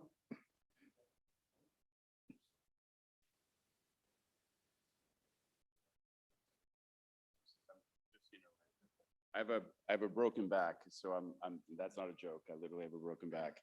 I talked to your mayor today. Sir, just I need know- your, sir, My name is Kevin Cunha. I'm the co-founder of the Center for Dynamic Learning in Providence, Rhode Island. I build tiny houses for homeless veterans. I build go-karts and drones and hovercrafts and teach kids about science and STEAM. And I was an engineer for 25 years and left a $250,000 job to make $75,000 a year, which you know about, my friend. Good to see you, by the way. So yes, so your mayor has actually come and visited my tiny houses for homeless veterans. I'm a Cranston resident. I'm a very passionate man, and I love the kids. And so I work with kids in Cranston, I work with kids in Providence, I work with kids all over the state. But your mayor has been kind enough to come and actually visit my programs and see what we do. And I hope I impress you. And we build tiny houses for homeless veterans. We build everything, you name it, we build it. And I spoke to your chief of police today, who is an amazing human being. And you guys, I have been in Cranston for 30 years, and I have never felt safer than I do today, living in this state, living in this city, and having these amazing people take care of us. And I appreciate you all. And I am in total support of this. People are complaining about the fact that we're taking pictures of the license plates. Well, drive properly. Don't commit a crime. I am a law-abiding citizen, and I have no problem with you taking a picture of my license plate. I have no problem with it. Take a picture of it. I didn't do anything wrong. If you don't do anything wrong, then why the hell should somebody complain about it, right? And I know you're looking at me with a smile because you know what I'm talking about. Not for nothing. If you don't do anything wrong, then why would you complain? You know, I understand the ACLU and everybody's involved, and I understand that maybe they weren't involved in it from the get-go, from the very moment that this was conceived, and the thought pattern was not perceived properly, or maybe it was not shared properly. But if you didn't do anything wrong, then what the hell are you complaining about? So pardon my French when I say this, and I'm going to say this completely obnoxious. And by the way, I run a nonprofit, and you're probably going to want to stab me in the face. Take your heads out of your ass. Okay? Like, if you didn't do anything wrong, then stop complaining. Okay?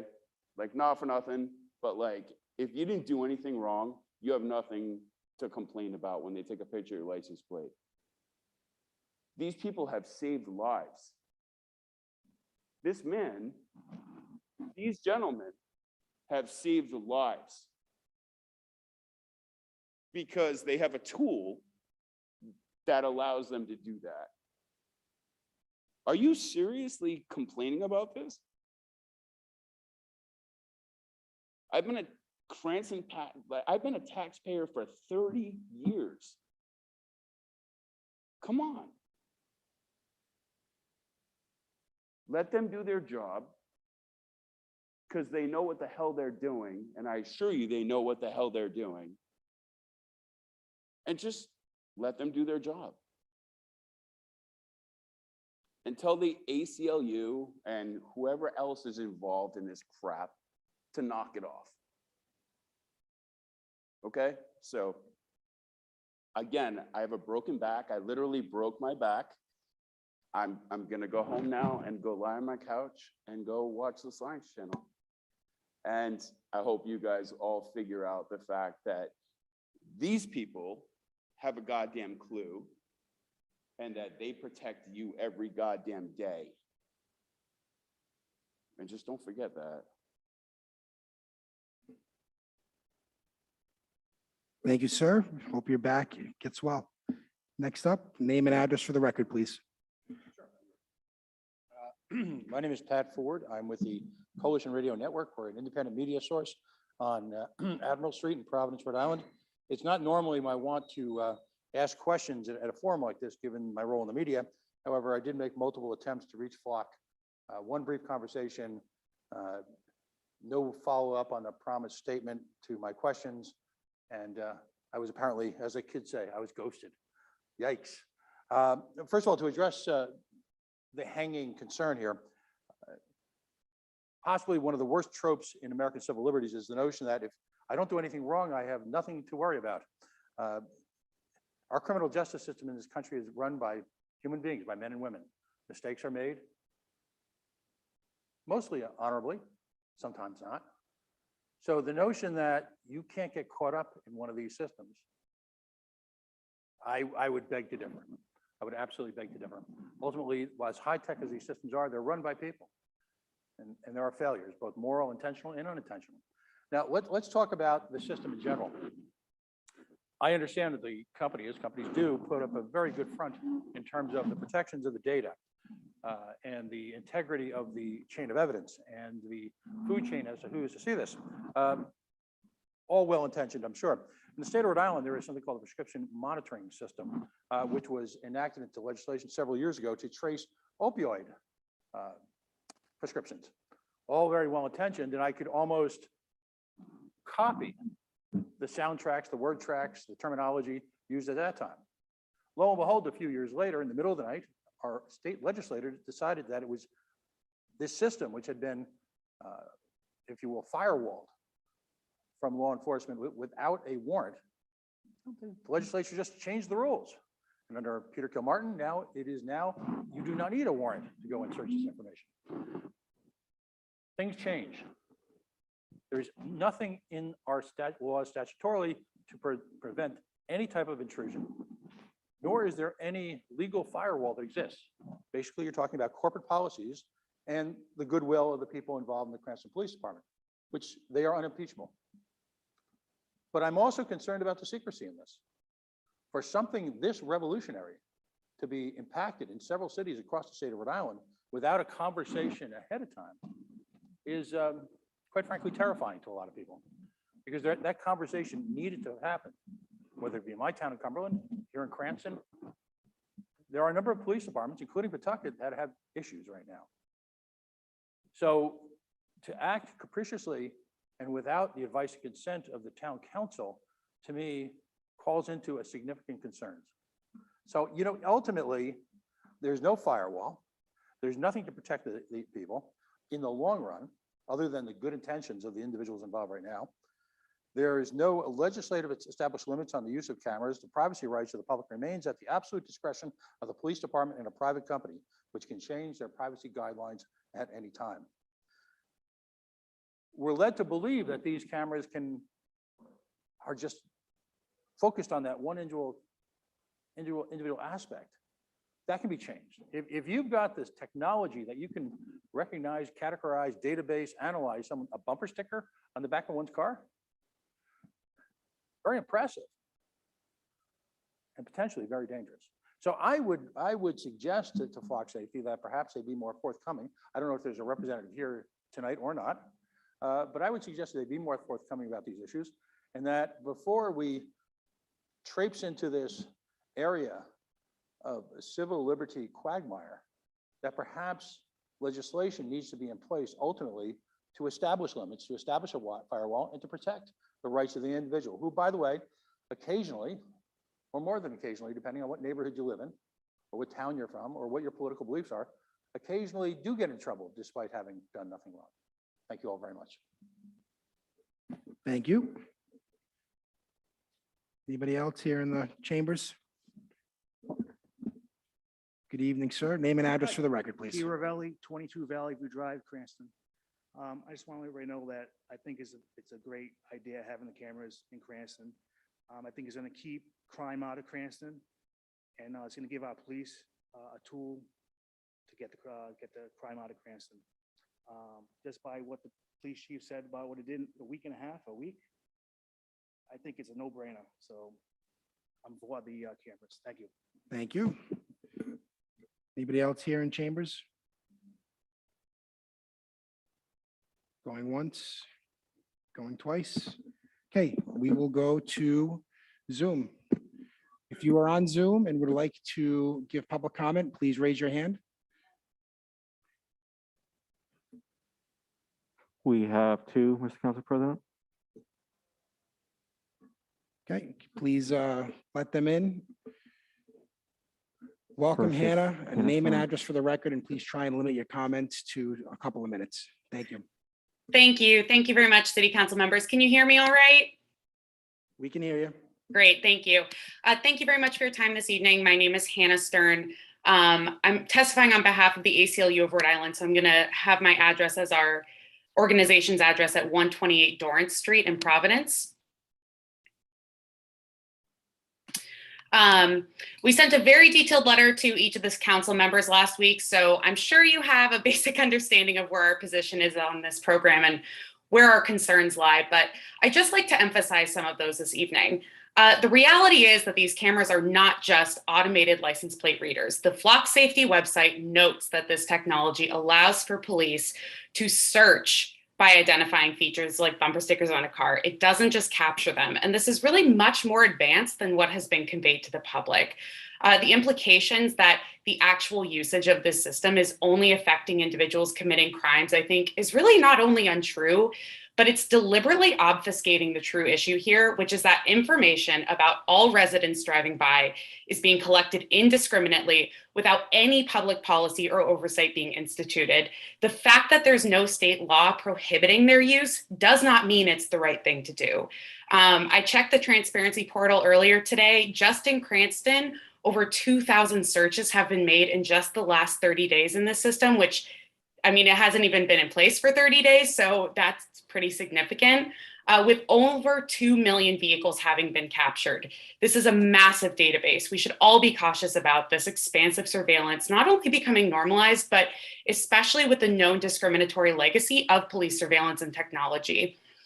This also brings me to the other critical issue with the implementation of these cameras, which is that the function and usage of these cameras and the privacy policies and the data retention policies, as was noted earlier this evening by Mr. Ford, are all at the hands of the police department and a private company. There are no constraints on the ability for either of these institutions to change the rules or policies unilaterally at any time. There are no requirements for public notification. There are no requirements for public input, all of which was really glaringly lacking in the process by which this program was instituted. I think it's really important to emphasize to the council tonight and to the public that these cameras were in fact put in secret. They were installed, all policies were adopted without the solicitation of public input, and that demonstrates really not only the acute need for this program to end, but the need to adopt an ordinance which ensures that no tech programs are instituted in such an opaque and veiled and surreptitious manner as this one was. So I strongly urge the council to halt this program. We strongly urge the council to pass an ordinance which instead guarantees community engagement and oversight. We really shouldn't be instituting such massive surveillance technologies in our cities in the first place, but we especially shouldn't be instituting them with the very distressing process by which these cameras were. So I'll conclude there. I really appreciate your time tonight. Thank you very much for listening. I'd be happy to take any questions. Thank you very much, Hannah. Next is Heather Burback. Hi, Heather. The floor is yours. Just need your name and address for the record. And please try and limit your comments to a couple of minutes. Thank you. Certainly. Thank you for allowing me to speak tonight. My name is Heather Burbach. My address is 1975 Broad Street here in Cranston. I'm in the Edgewood area, which was referred to earlier in the testimony. And I will say categorically, as somebody who's in that just a half a mile away from Providence and all the problems in Providence, I could not be stronger in my opposition to these cameras. I'm opposed to them because of the issues that you've heard about the massive database that is being created. The fact that there's been not just hits, but over 2,000 searches in the past month that have been run by the Cranston Police Department is more than a little distressing. And what is even more distressing to me is the way that this was rolled out. The timeline, I think, is pretty significant. The chief testified earlier this evening that they began putting them up on the 11th of August. They were called out by a member of the media on the 16th of August for what's going on with all these sudden cameras that are going up everywhere. And it was only 2 days later that they decided to have a press conference and tell people, oh yeah, we're doing this thing. And then they didn't, and then according to the chief, they didn't start monitoring them until the 23rd.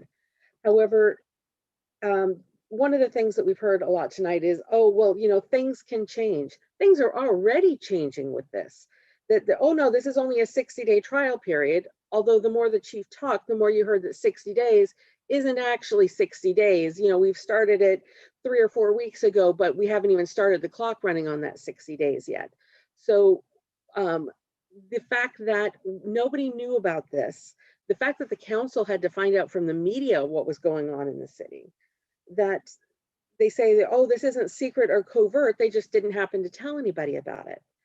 Additionally, I find it really interesting that if you look at the Flock website, the cameras, the policies and the way that this was instituted is absolutely contradictory to what they recommend, which is that all these policies are in place before you start this process, so that everybody's had a chance to weigh in, so that people can feel secure and that people know what's going on. That I found it very interesting that the chief said earlier today, he analogized these to the DOT toll gantry and the mall. A couple of big differences. Number one, the mall is not the state monitoring you, which we all know the Fourth Amendment implications of having the state involved in it.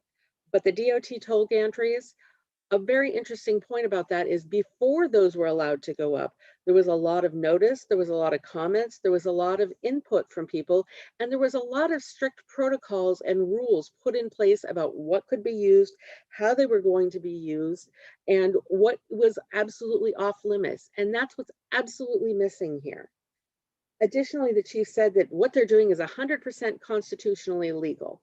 I realize that there's been some constitutional decisions on this issue, but I would refer both the council and the chief to the decision that literally came out earlier today from the Colorado Supreme Court about these exact type of cameras, finding that the running of them is not in compliance with the Constitution, and a federal court, I'm sorry, it's Colorado Supreme Court. So there's some question, and it isn't 100% out of line to question these things. But what really disturbed me about what the chief said and the presentation we heard tonight was a quote that I wrote down from him. A couple of quotes. People are making a much bigger deal of this than it is, which is another way of saying, well, if you haven't done anything wrong, what's your problem? Which we have already heard what the problem with that mentality is. But more concerning is the point of this is stopping people before they commit a crime. I understand you want to be proactive, but if they haven't committed a crime, there's not a reason to stop them. That's the point. That's why people are concerned about things. What are they going to be used for? How are they going to be used? What is not permitted? And the fact that we don't have clear notice about those things is more than a little troubling. And I think we should all be troubled by it, and we should stop the use of these immediately. Thank you, Heather. Next is MB. Hi, MB, name and address for the record, please, and please limit your comments to a couple of minutes. Thank you. Hi, this is Michael Beauregard from 136 Bluff Avenue. I also, much of what Heather just said and Hannah shared before, I agree with. I will just note, looking at Flock Safety's portal, that they show that we have had over close to 2.5 million vehicles detected in the last 30 days, according to their system. Not sure if that's accurate or not, but that is a massive data system. And I would just mimic what others have said around there needing to be clear legal as well as protocols in place that are publicly known and understood by folks in the case of a data breach or a hack, which is become increasingly common in this era. Just recently, a similar company based in San Francisco that does surveillance of prisons, hospitals, and other places was hacked, and for a period of over a month, hackers had full access to that network of cameras. I think we have to be really cognizant that though there are some definitely reduction in crime possibilities and some savings that can happen by returning people their property, that the potential of putting this documentation in a cloud somewhere with privacy policies that are not very well known, as well as disclosure policies on what happens in the event of a hack, are really concerning, given trends we've seen lately where systems of far greater scale and complexity have been compromised, including banking systems, social media networks. So I would just throw out that, just reiterate what other folks have said, that there is some serious risk to creating a database of this scale. And we should really go cautiously and develop policies and laws that provide those contingencies for pretty much the inevitable likelihood that this data may be breached at some point. And unscrupulous actors may have access to it. Thank you very much for your time, and I hope you consider reviewing the policies and coming up with some protections so that there is clarity and also public input in the process, as others have said. Thank you, Michael. Do we have any other hands up on Zoom? I see no new hands raised. Okay. Did I miss somebody here in chambers? Come on up, name and address for the record.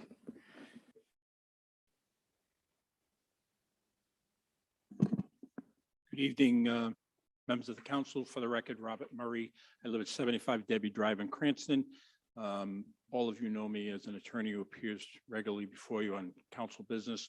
I'm here tonight not as an attorney, but as a father, a property owner, a businessman, and I just respectfully disagree with the last several speakers.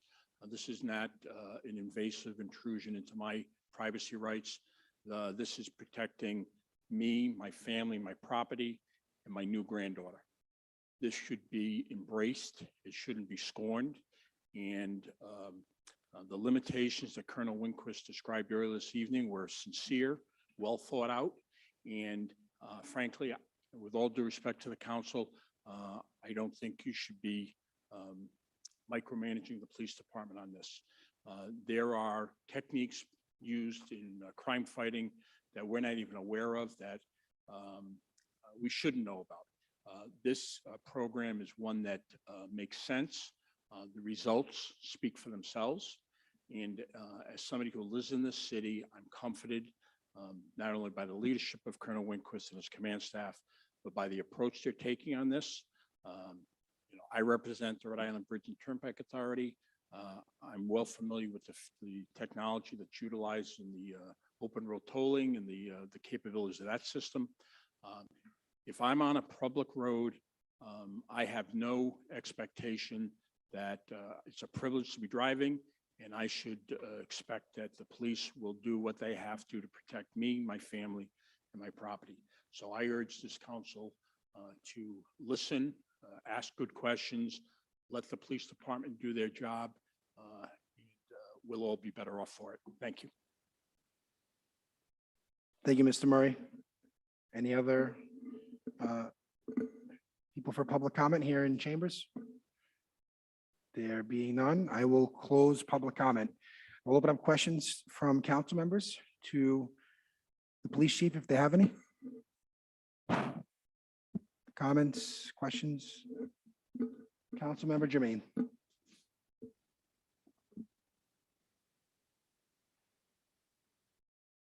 Thank you, Council President. I have several questions. Do you want me to ask all the question at once or one by one you will answer? How do you prefer, Council? I think one by one. First of all, I want before us to really explain the rationale behind this policy. So as I mentioned, I have many questions.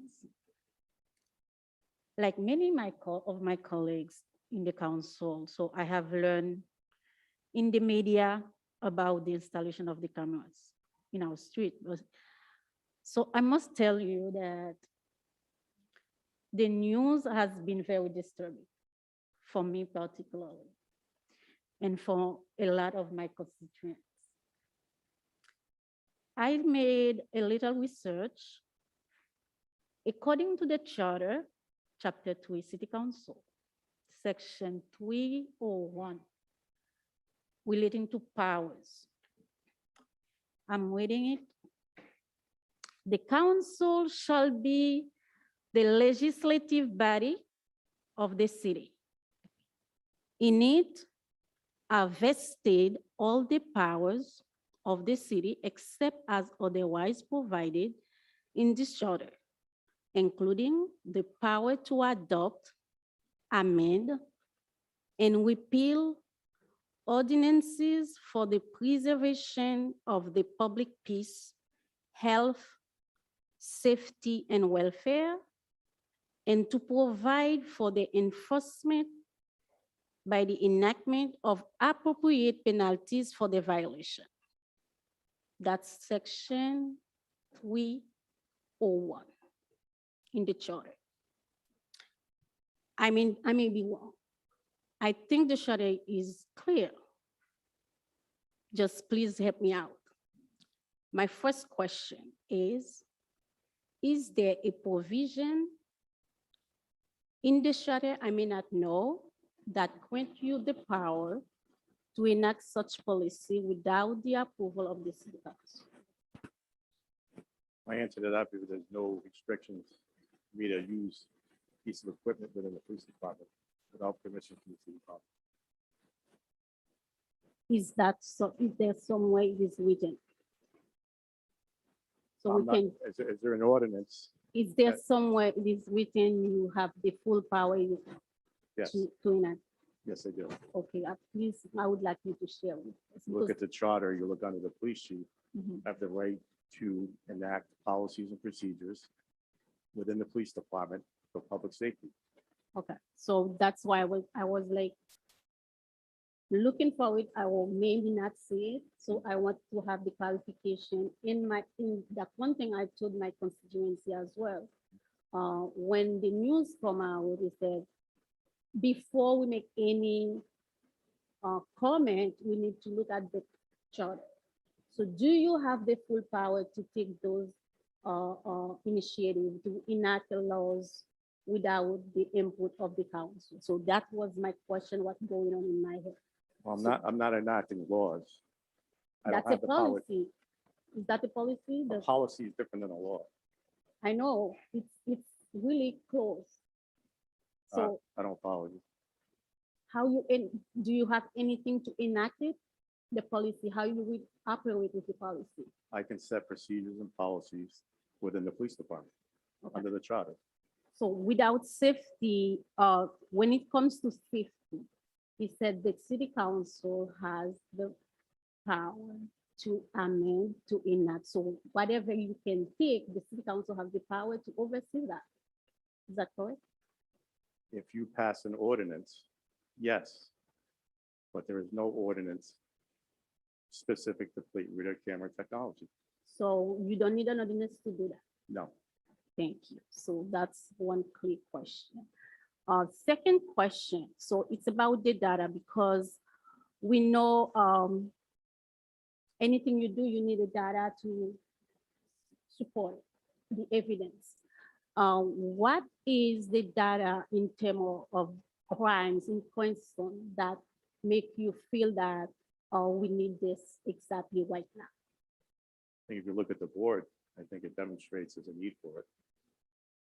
How many Cranston flags is not, that's, we just saw something like 23, it's mostly Providence or other cities, so Cranston. Well, if you look at the board, there are several crimes in Cranston that were solved by this, including 2 armed robberies in the last few weeks. And it doesn't matter where the crime took place. These are people that are coming into our city, driving stolen vehicles, and God knows what crimes we prevented that you can't put a number on. Okay, thank you. My next question is, as you mentioned, it doesn't cost anything for now, right? That's correct. So if it will be approved or if you will go forward with it, so as you said, you have the full power to do so, how it will be paid for and how much it's gonna cost? $2,500 per camera. And I have grant money that I will use to pay for it, federal grant money, as well as narcotics forfeiture money. So no city money will be expended, at least the first year. Okay, thank you. My last question is, it's about the privacy concern. A lot of residents, a lot of us talk about the privacy concern about those cameras. And the concern they have are real. For some people, I heard the gentleman to say, if you don't do anything wrong, you don't have to be worried. You know that's not true, right? I disagree. You disagree? Mhm. Because we know in our system, sometimes people get punished for something they don't do. You know that. It's happened. How would a camera? It's happened. Okay. So it's happened. Don't be, we don't be, reality, it's happened. So my question regarding this particular, what do you have in place to prevent anyone to use this information for profiling? I'm sorry, for, Profiling, I didn't catch the last word. Profiling. yes. Well, if anything, these cameras are the opposite of that because they take a picture of every single car that goes by regardless of who's driving it. So I think the system's not capable of profiling.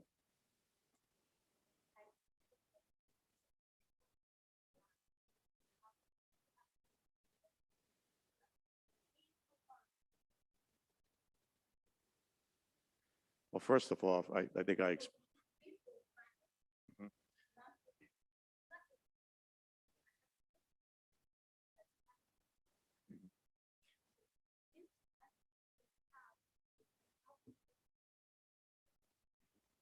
Well, the system is going to be audited, and you have to have a criminal investigation to even search the system.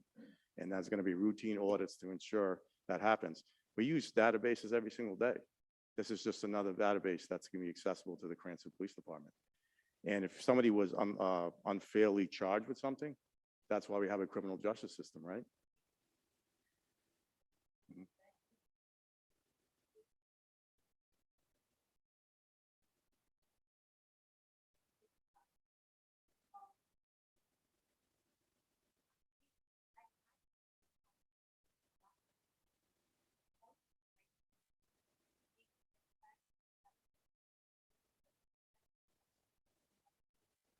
I'm sorry, I couldn't hear the last part.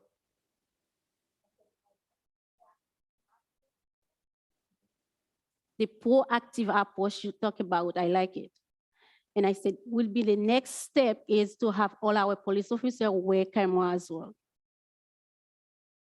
Will the next step be body cameras? Yes, well, we're looking into that and we're waiting for the state grant to be released to see if the policies will match what we think is good for our police department. And I'm absolutely interested in body-worn cameras. If it meets our needs and we can get the money for them, absolutely. Do you have the full power to have this policy Yes, in place? that's correct. So we can expect that can happen in Cranston? It can happen as long as it meets the needs of our department. And the policy, the statewide policy, I feel is a appropriate and fair policy to the police officers. Thank you, Colonel. Thank you, Councilmember Jermaine. Any other questions or comments to the plate reader program? Councilmember Renzulli. Hi, thank you, Colonel, for being here tonight. And I can say that I certainly appreciate anything that's proactive and using technology to become a smarter city. I just have a couple of questions. One is, earlier I wrote down that you had said it was $1,200 a camera, and just now you had said it was $2,500. So just for my own No, notes. it's 2,500, yes. Okay, 2,500, okay. And going forward, that, say, $67,000 is going to be covered by grants and narcotics We do money have some coming burn in? jag grant money that we have set aside if we do decide to purchase. Okay, And then there's also forfeiture money, drug forfeiture money that we would consider applying. So yes, that's correct. okay. Just in seeing how much, money you said, let me see my notes. The $318,000 in stolen motor vehicles that you or recovered, it's a big, that's a bigger number than $67,000. I think that's worth it if we had to find it in the budget anyway. But that's just my opinion. This might be a question for a solicitor or our attorney, but my main question is, if there is a data breach, can the city of Cranston get sued? Because we know we get sued all the time by one, entity or another, one person or another. And as amazing as this is, I don't want it to bankrupt the city. Well, I can tell you there's no personal identifying information in this database. So the only thing that exists in this database is a picture of a license plate. So I know there's an attorney here that could chime in on that, but there's no PII. And that, if that was breached, that's when you would have to notify and you could potentially get sued. Okay, so just the location of, if I'm on Situate Ave at this time, and then, I'm on Oak Lawn Ave at this time, I'm just making up where the cameras are, knowing where I'm going. If that gets breached and someone can stalk me, can I sue the city of Cranston? Well, first off, they don't know where you're going if you pass the camera. I mean, you could be going in anywhere at that point just because you pass the camera, and they don't know you're driving. All they know is your car with that license plate passed that camera at a date and time within the 30-day window. So I don't know if you want to answer that, but I don't think so. Attorney? I think the question has to be considered in a larger context. A city can be sued for the misconduct of its police department if they can prove the police department was negligent, and as a result of their negligence, the individual was harmed. I can tell you that if the police department or police officer is acting within the scope of their authority, and I could talk about this for 3 hours. I don't want to start getting into qualified immunity and things of that nature. But I can tell you this, it would be an extreme uphill battle for someone to sue the city because of alleged misconduct on the part of the police department. In order to prevail on any lawsuit against a municipality because of the actions of a police department, you've got to show almost intentional, outrageous type of conduct. And in my own experience, I have represented plaintiffs, individuals who have tried to sue a police department on occasion, as well as the state of Rhode Island, because of actions of its agents. It's next to impossible to prevail. Not impossible, but for something like this, it would be really almost impossible. They would have to show some extreme, gross negligence. And even then, the police officers and the police departments enjoy what's called qualified immunity. They're in a special category. Extremely unlikely that that would happen. I will tell you the security that is used in encryption is high level, way beyond what most people would even imagine to secure that database. And a lot of people have far more sensitive information in the cloud. And I know flock safety, they were on the call. If you want, they can go into, they're probably going to speak a language that you and I won't understand about the level of encryption and protection of that data. So. Okay, again, thank you. That makes me feel a lot better because, we don't want to get continually sued. And my final question was, in this transparency portal, other cities have a transparency portal as well. So I'm just curious if, obviously, if we take this on, will that continually be updated with, further policies? There's not too much there, but I understand we've only had this for 3 weeks and we haven't necessarily adopted it. It's a test. Do you anticipate that there will be, I see on other cities, a search audit function, the full ALPR policy, for all to see? I think that residents who are concerned just want to know more and want to have more available information to make them feel comfortable. I'm perfectly comfortable with it. But is that something that's going to be continually evolving? Yeah, I mean, obviously, we can add the policy to that. The audit database, I'm concerned because there's some information on there that could compromise an investigation. So I don't see that feature coming to fruition. But and I also want to mention with the 2,000 searches. When I heard that number, I said it's literally impossible.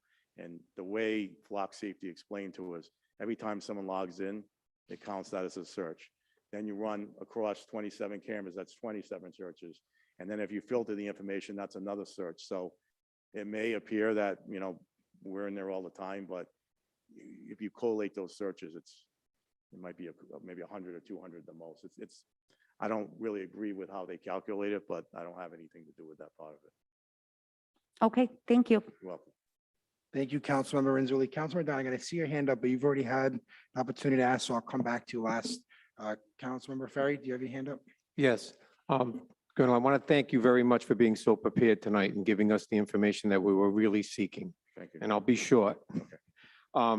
Just a couple of things, because we did get a lot of phone calls and we did get a lot of emails when this happened. And, the fact that we didn't know was of a concern because we looked like we didn't know what was going on. And sometimes constituents want us to know things that are going on like that. So that was something that did happen. And the fact that you explained how this information will be regulated, it's very important. That's one of my major questions would be, who's got access to the information? When do they have access to it? And if they do take access to it, will we have a record of that? And I think you have clearly answered that question. The last thing I want to ask is there a list of things that this will be used for? You mentioned car theft, armed robbery, silver alerts, amber alerts. Is there a list of where does it end? I mean, it's not going to be used for somebody who's behind on their childcare payments and that type of thing. I mean, so is there a list of when it will be used, and does that list have an ending to it?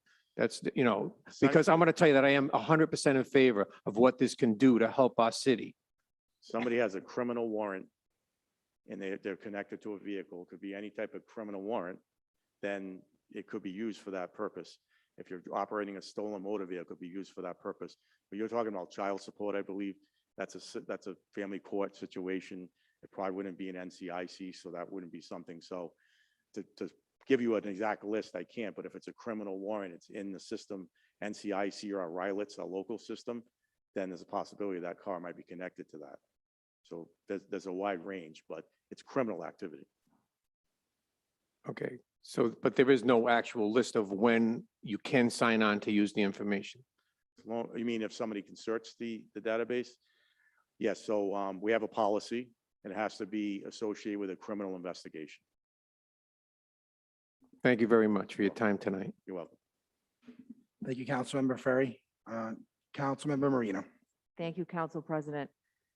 Thank you, Colonel Winquist, this evening for your presentation and all the information that you provided to us and that you provided to the public in general. I'd also like to thank this evening the Council President for putting forth this meeting this evening so that we can help our residents understand the system in place and the benefits to the public. I understand, some of the concerns that originally came up when there was the unknown. And I think this is a great opportunity this evening to help along those lines.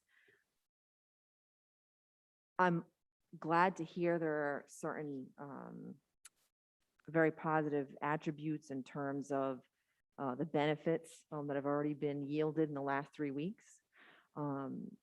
The other thing I would say is that in terms of cameras, it is true in terms of what you stated before, that they are everywhere. They're more apparent than people realize. Perhaps I'm a little more aware of this because of my line of profession in terms of accidents. And, they can be commercial businesses where you're getting videos and surveillance, private residences, et cetera. And, criminals are not taking advantage. They are taking advantage of technology as well. And we need to do that too. In terms of the system itself, I did have a couple of questions. I know that you identified the searches would be identifiable due to a pending case number or criminal number. The question I had is, will this be something that's accessible to all of the officers where they are all receiving training and using that system?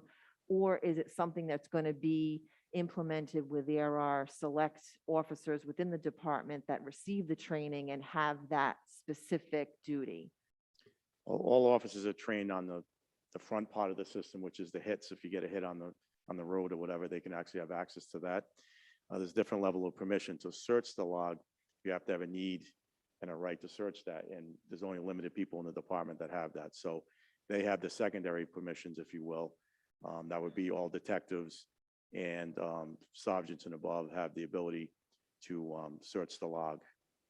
A regular patrol officer doesn't have a need to search the log. And if he does, he would go through his patrol supervisor, and they're trained on how to search it, and the fact that they have to have a case number and checks and balances of the system. And then another question I had was, I understand the price of the individual cameras being $2,500. I understand that the cameras can be and should be moved on an as-needed basis. My question is, do we know what the expense is going to be per movement of the cameras, if that's an additional expense? Once the trial is over, and decide on, where the cameras can be most effective. Some of them may be moved. Some are redundant. We're finding out that redundant they could be moved to another location.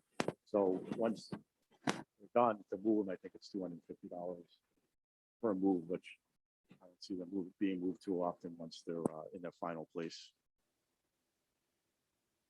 And another question too, in terms of the beyond the initial trial phase, in terms of the contract, have you seen a proposed contract? Because if you have, I'm curious as to what is the duration of that proposed contract, or is that still, in negotiation? So hypothetical, let's say, you like the system, it's proven beneficial, you're looking to lock in.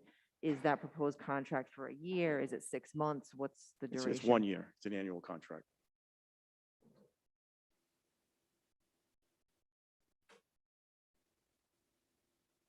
I have enough questions. Thank you. Thank you. Thanks. Thank you, Councilmember Marino. Anybody else that hasn't spoken yet before I go to Councilmember Donegan? Councilmember Donegan? Thank you, Council President. Thank you again, Chief. Online, it says there's been 2.5 million, I think, hits. Is that, I assume if me in my car, I drive by the camera once, it captures it, I drive by again, it captures it again, that would be count as 2 hits. It's not 2.5 million separate plates. Every time you drive, if you're talking about the number of captures, every time you drive by, it's gonna, so if you drive by 3 cameras, that's 3 captures. Insurance, possibly helping pay for, or some insurance companies, sorry, possibly paying for it. Would they expect any sort of access to any of the data, like license plate searches or anything? I've only been in preliminary conversations, but would absolutely not share the data with anybody outside the Cranston Police. I think their expectation is that it would save them money just by helping fund the cameras and saving on insurance, but we really haven't had any high-level talks or had more conversations, but I can assure you I would not share information outside our department. And I mean, in all honesty, we're not exactly talking, dropping the bucket for some of those companies, Right. or all those companies. I know captures the plate, captures, the bumper naturally, and there's no other identifying information about the driver, right? That's captured. That's correct. You can't, it's intentionally capturing the rear of the vehicle for that reason, so you can't capture any information about any occupants or the driver of the vehicle. And I know the previous conversation about where they're located. Would it just be possible to get some sort of like map of where the cameras are located, if that's able to be shared? We've been asked that before, and we don't share that information because if you're a criminal and you want to come into Cranston, you can circumvent the cameras, and we don't want that to happen. So, plus the cameras are not in their final locations more than likely. So that's why we wouldn't share that. But again, these cameras are very obvious to many people, so we'd rather not share a map of exactly where each one is. But they're on public roadways, I can assure you that. Thank you, Chief. And again, I appreciate you being here. I think, speaking personally, a lot of the confusion and questions that we had, for me, was certainly answered this evening. There was a bit of gray at first, just because when the news came out, we weren't in the know of what the specifics were, fielding a lot of questions from constituents and certainly media. And not always having the answers was honestly not the position I want to be in. And I think that's probably shared by most members of the body, if not all. But this opportunity tonight to have this back and forth, and for the information that you provided is genuinely appreciated. So thank you again. Thank you. Thank you, Councilmember. Any other questions or comments? Councilmember Riley.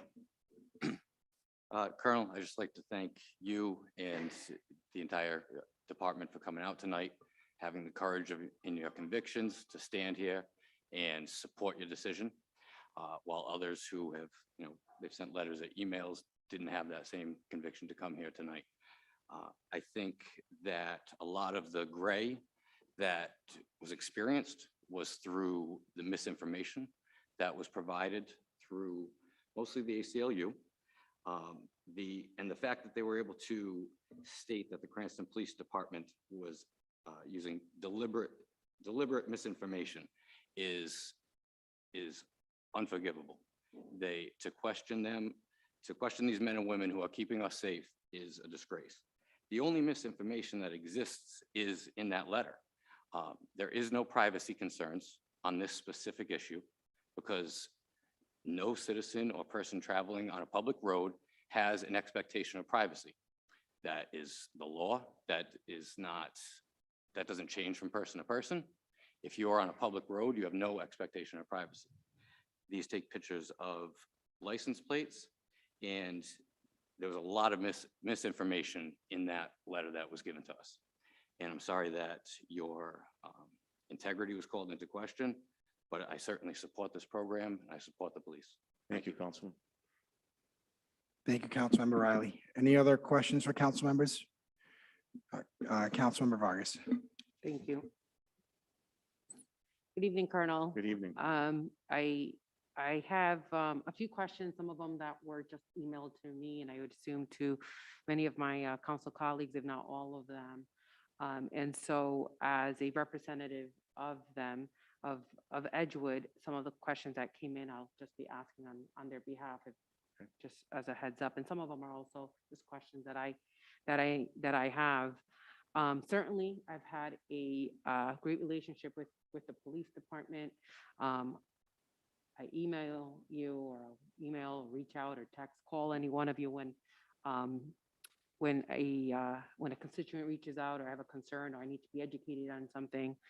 I do have to say that I understand some information is very confidential, high profile, that cannot be shared, particularly on certain subject matters. I would have, and probably was not the case in this case, that you might have not been able to share with us the information as to that this was actually taking place and it was happening. I really wish I would have found out whether it was through the mayor's office or your office as opposed to the news. I have to be very honest on that front. Nonetheless, as noted earlier, there's a lot of safety concerns around our state, definitely a bordering city. I live not too far from one of our bordering cities. I hear a lot of concerns from my constituents, pros, cons about it. You know, if I understand that this is to protect, to be able to actually provide safety for the constituents at all levels. So one of the questions that I have is, I think you had just mentioned that we're not able to move the device around, and if that is the case, it's a $250 fee, correct? Yes.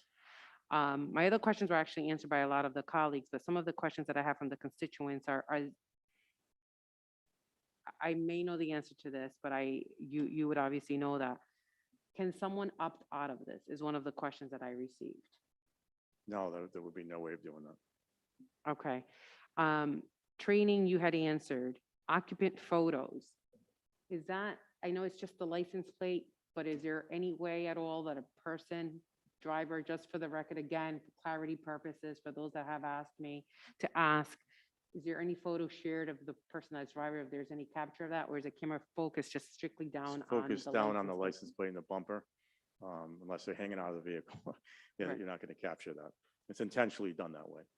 Okay, and how does the alert work? So as soon as somebody drives right through, there's someone on staff that has access to this, are they logged in? Is it on their phone?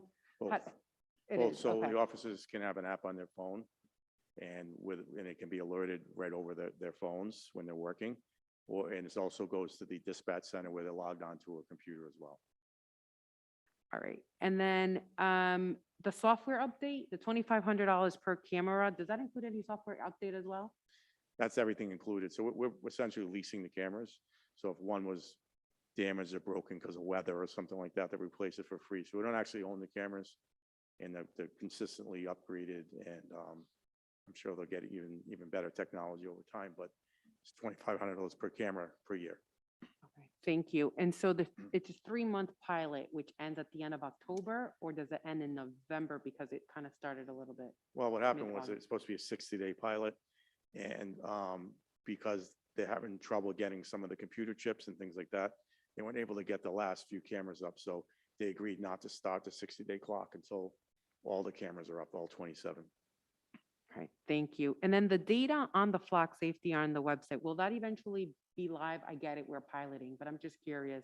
Will that be live data? I know it says last updated Monday, September 13th, obviously today's Monday, but is that actual live data, or is that from the night before? I don't know how often they do that, so I'd have to find that out, but I'm sure it's replicating as quickly as they can, but I don't know if it'll be actually live or it may be a day behind. I don't know. I can find that out though. Thank you. Certainly you answered a lot of the other questions that constituents who had either called me or emailed had, and that I also had myself this evening. And I appreciate the fact that you put this entire package together and provided us with all this information that is on there. I'm not sure if anyone that wants this information or that is here before us, is that accessible to them? We have extra copies, and we can make that accessible to anybody that wants it. Perfect, thank you. If I have any additional information, obviously I know how to reach you, and I appreciate it, and thank you, and stay Thank safe. you. Thank you, council member. All the council members have had an opportunity to speak. I will just add and say that you coming here this evening is extremely appreciative. You answered all of our questions. That just goes to show that we not only have the best police department in the state, as far as I'm concerned, we have the best police department in the country. So I wish you and all your members well. Stay safe. Thank you for doing all that you do. And you know, this council in the past, every council I've been a part of has always made sure that our police department has the tools and resources that they need. And hopefully we will continue to do that. Thank you, Councilman. Director Moretti, you always want the last word. All right, I will give you the last word, Director Moretti. Just like a regular council meeting, isn't it? Different. Very good council meeting. Thank you. Just wanted to explain a couple of things to the council, primarily communication. Even through today, we were hearing chatter that the program wasn't rolled out properly. I think there was some criticism of the administration, some criticism of the colonel. But about a month and a half ago, 2 months ago, the colonel did approach the mayor's office, approach the mayor, explain this concept. The mayor, having full confidence in the colonel and the police department, gave his blessing to this program. He didn't micromanage it. The colonel went off and began implementation of his ideas. The concerns were voiced about the rollout, and so that's why I just wanted to answer some of those.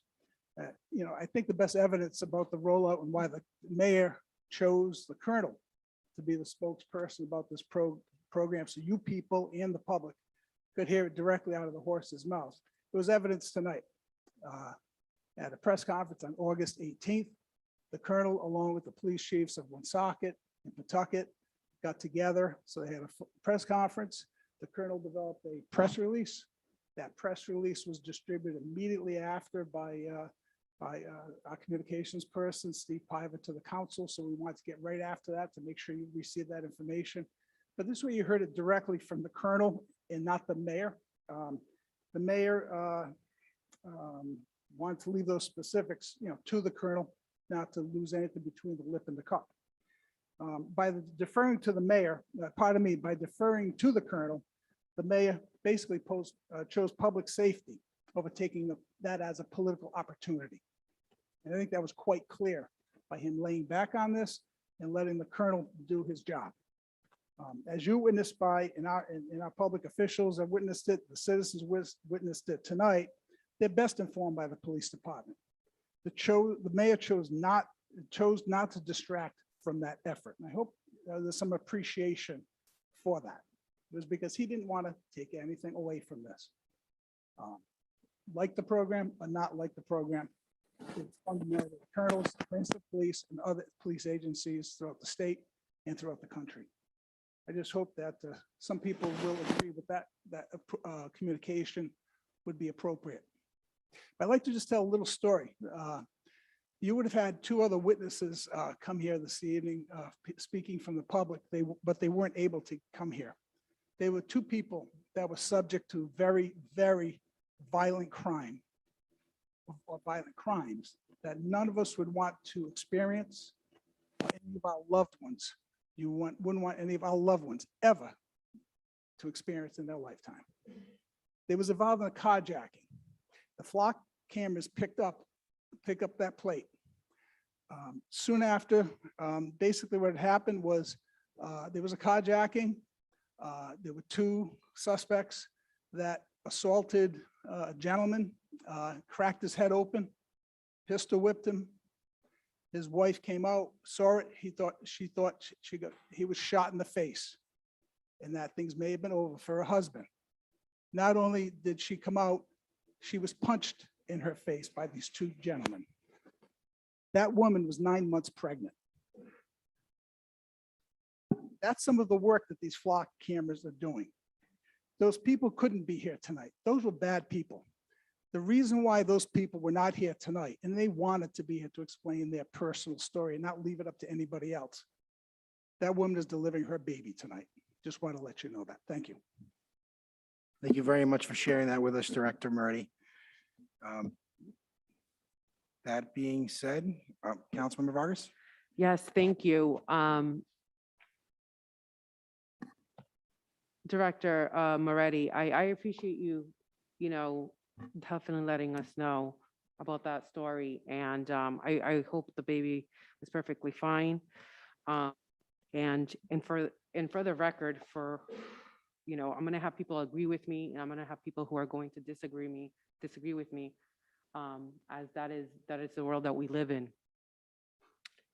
My heart really went out to that family, and I appreciate the work that was done on the Cranston side and as on the Warwick side. Not to get personal, but my husband was the one negotiating with the person in Warwick. And I put myself in those shoes as someone, whether it's someone Amber Alert that someone's missing, whether it was if I was a family, if that was my sister, the woman that was pregnant, if it was my mother that went missing, if something happened. And so I support the cameras that are in place. I really, really feel that we need to make sure that we prevent crime as much as possible and catch it now and not catch it a year from now, 2 years, 3 years, or 4 years later as it progresses. And I had a lot of concerns this evening about this, and my constituents probably still have concerns about it. And some of them are going to agree with them and some of them aren't. And ultimately, when I vote on an issue, I really vote not on how I personally feel, but I really try to do my hardest to vote on the issue on how my constituents feel about it. And I really feel that this will allow us to solve and reduce the crime that has taken place, or that has taken place, or hopefully prevent it from taking place. And so while there are a lot of great areas, I will continue, and my hope is to have that relationship with the chief, with the mayor's office, with everyone involved, to make Cranston a safer place. And if there's any room for growth, whether it's policies and procedures that go into place, that are into place and need adjustment, that we can all work together. Obviously, I'm no expert. I'm not in the law enforcement field. However, I hope that we can have that relationship as a council member, as a chief, and going also with the mayor's office. So thank you. Thank you. Agreed. Thank you, Councilwoman. Thank you, Councilwoman Vargas, and please give your husband an attaboy from all of us. Great work. Proud. Yep. Well, thank you. No other discussion here from council members. I just want to, what's that? You have one more thing? Councilmember Jermaine. So I would like to ask Chief, I know based on your response that you have the full power to take those initiatives, but I would like in the future, you share with us as the council, because when the constituent call us, we don't know, it doesn't look good on us. So sharing the information, you don't need a vote for that. You don't need our approval for that, but share with us, this is what's going to happen, and we better equipped to communicate with our constituents. So that's what I would ask in the future.